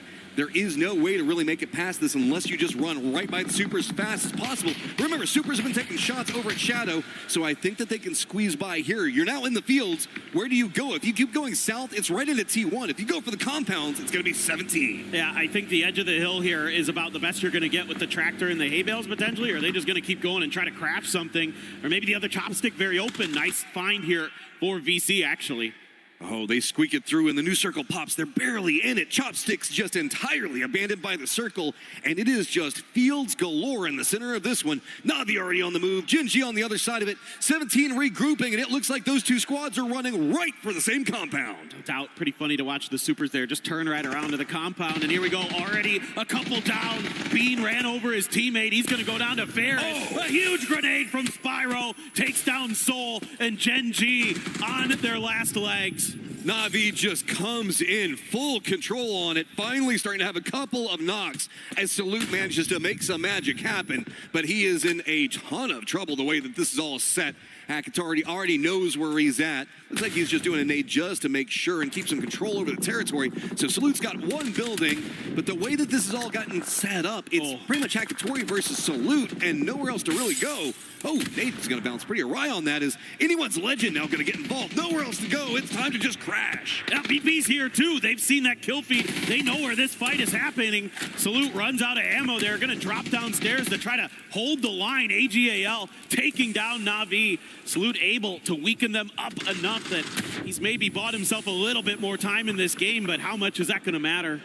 VP, AGAL squads that played yesterday, needing some more right now. Na'Vi in trouble right in front of VP, and AGAL still just trying to deal with Salute on the other side of it. Finally, he goes down. It is going to be Hamas that manages to get him. Na'Vi still just trying to deal with all the utility being thrown right on top of him, and VP is just absolutely massacring anything that they come in contact with. Yeah, playing a really aggressive game here today, and AGAL, though, able to take a slightly better position as far as the circle is concerned. A little bit of a better angle as things go along, and plus VP still has to clean out that second story in their house. It'll be a little bit tricky with AGL having oversight, but Ferris actually takes down Himos there. So all of a sudden, things may be a little bit easier. Let's see what Ferris has in store for us. I mean, he's got the stairwell. He's just dropping smokes, trying to stall this out as much as possible, but VP has enough controlled territory that they can play around the external sections of the building. Looks like maybe trying to prep up to see if they can get some nades onto those points. Already realizes where Delwyn is, and Ferris, man, he is just being a problem for anyone's legend. VP just kind of letting him do the work. He's now kind of really annoyed both teams that are around him still, and they want to get him dealt with. Nixie went for the grenade outside, but couldn't get it to connect, and they still don't have that confidence to try to make the push up the stairs, trying to work it out. Well, I mean, VP can't. They're afraid if they make the push up and Ferris gets the knock onto one of them, anyone's legend's just going to pounce right back behind it. Ferris knows this, so he's just trying to keep control on one side. Lukrux does get him on the outside, so finally getting some control over that building. AGAL having a much bigger lion's share of the compounds, though. Yeah, the fact that VP doesn't take any damage from Ferris there is really, really nice in terms of having a bunch of players knocked and they can't get back to 4. They get back up and running, and like you said, very important that they have all their players up, and they have that BRDM, so they have an escape valve. They don't necessarily have to take that fight against AGAL unless they really, really want to, and it gives you some safety if you do. Feels like they want it. Delwyn going to be down. Himas going to be holding the windows. Nixie going to be the guy peeking one side of it. This feels like we're moving into fields, so get what you can get before you walk into the killing fields. How these nades going? Not connecting as much as they want. Just still peeking around the windows galore on all the sides of it. Nixie, though, getting a ton of information on this movement. Yeah, he has taken quite a bit of damage, but you're exactly right. That information led to Corexi being able to coordinate with the frags, get that first big knock onto AGAL. The fight can continue. Look who's showing up behind this, though. Lee might have something to say about this, but more players dropping for AGAL. BGMI getting 2. Now it is just down to Moss. The guy that went down early does manage to get Delwyn back up, but where do you even go? It feels like every single window when he goes for peeks, there's nades rolling in on top of him, and he's got to be so cautious. Smokes everywhere, visibility near on naught. He's just going to start holding the stairwell as Delwyn's going to go down, and he's back by himself. My eyes just look to Lee. He's just going to use this opportunity to just try to sneak by this fight, but Hamas with a pump shotgun, very concerning. As VP, you got to be worried that you might overcommit to this fight. You've already taken 3 down. Look at Lee. Is he going to steal it? Okay, I thought for a second he might steal the BRDM. I like this from VP. They want to get timing on the circle. They did the damage. Hamas is just going to be up by himself. They know that. Lee's just going to go right up in front of him, maybe eat a couple of bullets for him. VP, though, maybe looking to finish out what they start a little while. As Nade's going to be prepped up from Lee. What are you going to do against that BRDM? 17 now taking shots at both these roaming targets. It is going to be Vitality that has the center of the circle, while back behind all this, Hamas has spotted out Vicious making a rotate. Petrichor Road trying to hold the line between a couple different teams. The Falcons looking up and over this hill very, very shortly. Chewy throws the molly to try to get something done, but it is Shremzy with the AUG who pops up and takes Chewy down. Yeah, Petrichor Road, JDG, Falcons all having to move away from different angles. Specifically to the west, it's going to be Supers right in the center of the circle. Vitality has vision on what's going on over here. So Falcons, while they've got the high ground for now, know that they've got a lot of threats very, very close. Wouldn't be surprised if they just try to sweep this one out, see if they can finish off Petrichor Road, maybe Nons as well. Oh, there you go. Yep. No problem at all for... That has to be dealt with. Should be pretty doable for the Falcons, you would think, but Tiggleton getting lit up by a bunch of different teams. I mean, there are 4 different teams shooting at him. Oh, Nons! Big play comes up at the end and ruins Falcons' day. Tig now down, getting flushed out. It is everybody in the lobby. 17, Vitality, as well as VP, all just trying to decimate Falcons. Oh, that was a push that had to happen for the Falcons. They had to go for kills. We'll see. Kickstart's going to be able to hang on, get a little bit further, get some more points into this one. Supers now as well need to be making a move as 17 south of the circle, looking to try to sneak in behind Virtus Pro and Vitality. Supers, I don't know how much they're going to have to work with here. They should still have some vehicles, you would think. They've been hanging out of that compound for quite some time. I don't know if vehicles matter in this circle because it is really flat. Hay bales. I mean, there's that little bit of a ridge that we saw Falcons trying to play, but you just saw what happened whenever Falcons tried to move over there. If Supers tries to wrap down to the south, they're just going to bump into 17, who still needs to get in the circle. So right now it's VP, Vitality, EU complete control over the circle. While we've got T1, I mean, 17 having to move a little bit, but 17 at least knows where the threats around them are. Yeah, I mean, as Supers, you're trying to go somewhere on that northern edge. I mean, you're going to have great vision into this circle at the very least, and you can kind of piece out what hay bales are still going to be there, what little dips and things like that that you can just kind of hang on to, where you can start digging your trenches with the picks. If you can find those open opportunities. And you're looking for a timing here while 17 is trying to make their way in. Here we go, the big wrap. Where are you going to go? If they go to the north, they're going to have a lot of firing lines thrown at them. VP is a bit more focused on 17 right now, so there's some movement to happen over here. They're just barely getting inside the circle. The smidgen of a ridge going to be enough. You can see bullets already cascading down on top of them, but now T1 has a denied angle of approach. If they crest the top of that hill, it's going to be Supers that absolutely demolish them. Well, Supers, you're in the circle, but there is so little vision to be had, and T1 going to be walking right into their waiting arms as there's just nowhere to really go. I haven't seen Vitality looking in this direction at all. I think if T1 kept going directly east, they might actually be able to catch Vitality a little bit off guard. I mean, they're so dialed in on what's happening with 17 Gaming and Virtus Pro, but here, you're just trying to play chicken with the other teams. You're trying to outweight them make the first move so you can come in to the party last. Boy, we going old school PUBG right now, using these like bush lines that are set up inside the fields to try to creep through. Full stealth coming up right now for T1. Rex has actually gone over and gotten the crate, so that's going to give them another foothold position to play, as now 17 Gaming has to figure out where do they go. They've got a trench that's kind of dug themselves. It's enough for some safety for now, but Supers does spot out the stealthy T1, so stealth fails in the end as bullets just rain down upon him. Oh man, and Rex has a Lynx. He's putting it to good use against Virtus Pro. He's going to find the big knock onto Luke. Rux looking for Nix. He doesn't get him and gets taken down by Hello My Bad. That shield coming up just in time, as well as providing enough safety. T1 in a ton of trouble. Vitality, who's been playing the center point for so long, has just got turreting position. They just got to spin on every single angle. Looks like 17's trying to get closer and closer, see if they can maybe aggress onto the Vitality defensive line. Circle pops, and it goes down to the south. That means that Supers getting control over that crate at least is going to get them close to the circle. Yeah, and now Vitality has to try to deny 17 some kind of entry. They've been trenching their way a little bit further forward so they can get into grenade range and try to displace them, and they're already landing some good ones. Quizzy down. Winbow manages to drop it. Here comes another follow-up. Looks like the Molotov's going to be just a smidge too short. Levante's just got way too many targets in front of him, and the smoke line for 17's a bit further out. Looks like maybe they were trying to prep it out for a run, but instead it's just going to be nades landing down onto that spot, opening up more cover for 17 to work with if they want it. Yeah, this is pretty well thought out here by 17. They've been able to keep themselves very much alive. The Supers still trying to get Rex back onto his feet.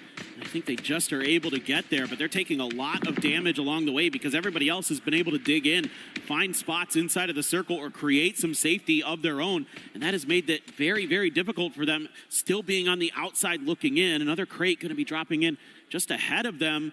I mean, it's a little bit of extra cover. You'll take anything you can get as the Supers. You can see there's a couple Doritos up there even for them to work with, but again, like you've been talking about, it's not much, man. It's just flat dips, whatever you've dug into. And Vitality's been here for a long time. As you can see, this is why I was thinking they were starting shooting as much as they were, because it's just too many targets around them. And they're, again, another knock, more meds, more armor being burned. I'm worried about the attrition and really how long Vitality's been here and how long they can keep up the defense, specifically against Supers, who just keeps finding crates galore and manages to find ways to fight their way in.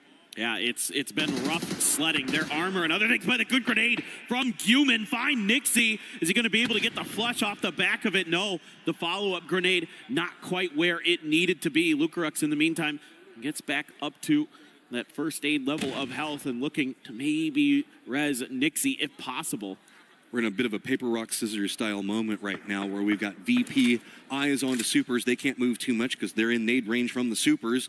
No real capabilities for movement as we're just in a very flat section. So if you've got any way to dig, you can see that that is just the only moment of reprieve that you get. 17 all stacked together. Little Ghost going to be down back behind him as it is going to be Nixie just lighting up. Supers gets 2 knocks, but Vitality can't get any control angles on it as Hell My Bad's trying to creep over there. Just nothing being revealed for him, though. Yeah, the fact that the Supers couldn't follow up onto that knock on a Nixie quickly enough has caused them to hemorrhage a couple players. Nixie will be knocked again, but still, it's going to be VP hanging on quite nicely. And now Hello My Bad trying to finish the Supers off. Cannot do so. Heaven going to be able to stay behind the safety of some of these crates and other things that have, again, just barely given Supers enough entry into the previous circle, but they have further to go to get into Circle 8. I mean, Vitality's just barely in the circle. They've got no smokes from what I've seen left. Just a couple of bullets to work, but 17's going to be pushing from the south. You have to assume it's going to be on the Vitality line. Do they have enough tools to work with? I mean, Vitality really wanted to deal with Supers, but they couldn't. VP is just comfy, cozy over there into the east by comparison. They've got a good double up with eyes onto Supers. They've got Beamy with pretty much center control going on right now, and Correxy that's just supervising what's going on between 17 and Vitality. Yeah, and you can see Xiao Wu is on sapper duty here, trying to dig his way forward for his team. What in the world, Rex? Just found a huge grenade. That was that dip that Lucarux and Nixie were sitting in, and all of a sudden the Supers may have just bought themselves an extra life in this game. But look at the path that they have to walk through. There is nothing in front of them. Not even any shrubberies to use. It's just going to be full run and gun. If they lean Vitality side, there's not a lot really going on over there, so maybe they can find some way to just push their way in. Rex down to just one more shot, but he's got eyes on to VP. VP just trying to cling to life over here to see if they can get the shots onto it. Correxy's got himself a good angle, but Xiao Wu finds Hello My Bad. That's the northern part of what's going on with Vitality. Is that going to be the go signal for the push? And yes, it is. All right, here we go. 17 throwing those stuns out early. Wenbo able to take Levante down. Another one goes in. It's Beamy helping out. 17 gaming just a little bit here, but Quincy springs into action. Tian can't quite find the finish just yet. Looking for that final bullet. Is he going to get it? Somehow Vitality survives with the assistance on the outside from VP and Supers.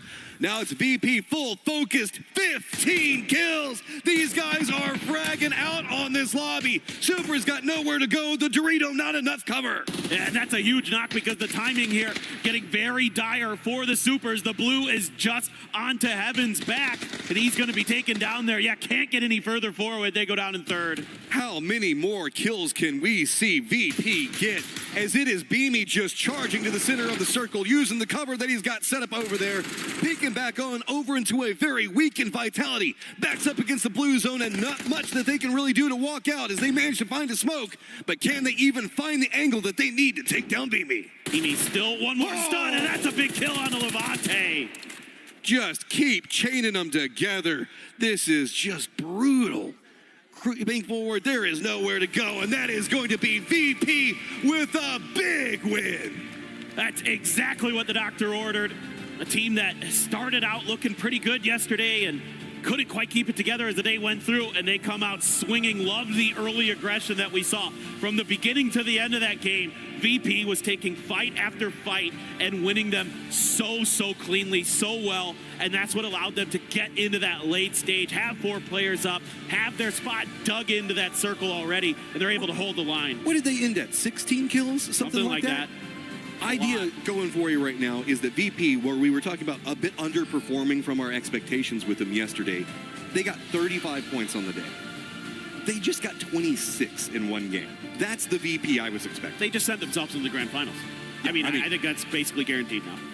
This is just a ridiculously good performance, and kudos to everybody else that managed to find ways to make something work, because we saw Supers were just trying to chase the circle for so long inside that, and Vitality, while they did get into position early, there was just like nothing for them to find. There was no crates, no nothing. Yeah, I mean, Vitality had to defend when I see him, I'm going to against a lot of teams. Together, okay? Yes. Let's hear.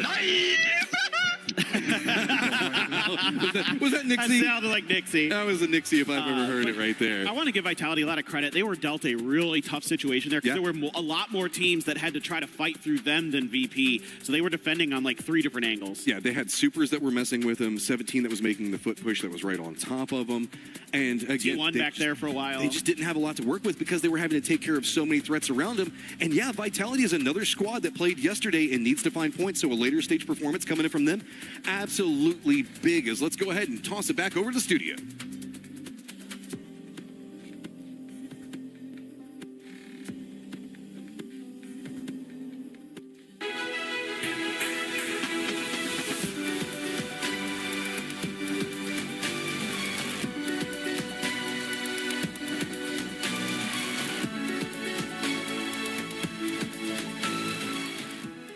Everyone is playing, you're not yet. EWC Play is your all-in-one platform to compete in fantasy, pick'em, and quests for a grand total of $300,000 in prize pool. Build your dream fantasy team in 5 different games and track your score with live results tables.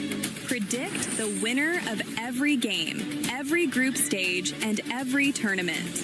Complete daily and weekly challenges to earn boosters that help you climb the global leaderboard. Got what it takes? Join EWC Play now.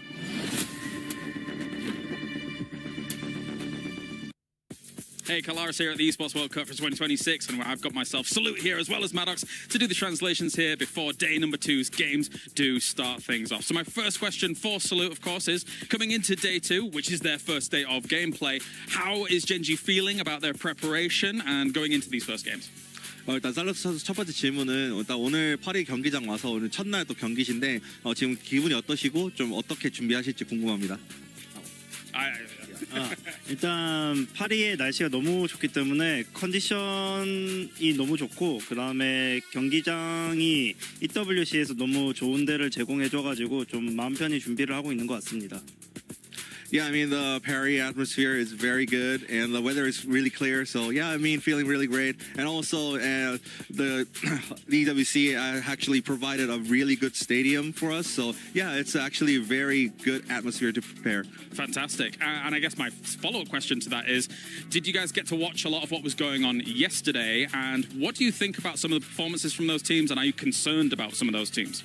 이제 두 번째 질문으로는 이제 어제 경기 한번 보시면서 이제 슬슬 준비하셨을 텐데 어제 경기 중에서 좀 이 팀은 진짜 좀 걱정된다, 이 팀은 진짜 경기해야 되는 팀이다라는 팀이 있었는지 궁금합니다. 일단 저번 대회 때부터 좀 미스 팀이 되게 잘해진 것 같고 굉장히 경계되는 팀인 것 같습니다. 굉장히 현재 폼이 좋고 4명 다 자기 위치에서 할 거를 다 잘하기 때문에 그 팀이 현재 제일 잘하지 않나라고 생각을 하고 있습니다.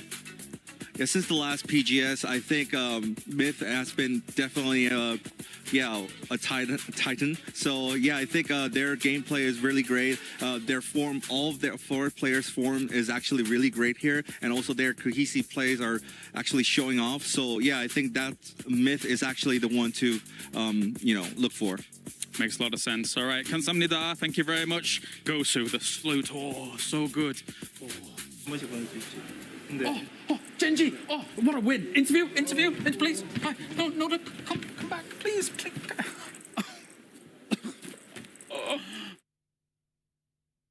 It's okay, Kalaris. You got your chance to do the interview. But if you're VP, if you were able to do the pick'ems earlier on, you're feeling quite happy right now because this was a squad that was averaging about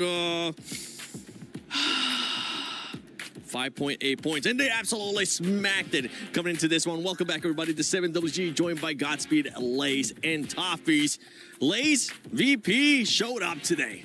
Yeah, look, after I'm not even going to say it wasn't a bad day yesterday, right? It was mediocre, a little bit mid-range, but I feel like because they witnessed Twisted Minds and Myth, and they know where the goalposts are, they came out exactly how they needed to and prioritized eliminations in this one because they know what they need to catch from the other groups. And look, I'm feeling just a little bit bad for Group C at the moment because, they're just coming into this chaos. But my God, baby! 1,000 damage coming out of that game. I think they hit just over 15 eliminations when I was sitting there. And of course, I fucking got the An earned chicken, right? I earned a chicken dinner. Like, oh my God, what a great start for VP. It was. I mean, 7 kills for BGMI alone, phenomenal. But a lot of that for me came out of that sort of kerfuffle at, I'll call it yellow marker, because that's all anybody ever puts when they rotate. It's like, go to yellow. It's a crappy compound to be in. But what we saw happen there was that sort of Na'Vi fight with Gen G opened the doors for a lot of different teams to come in on Crash or Transition. VP left before killing the last man, and they did it at the right time.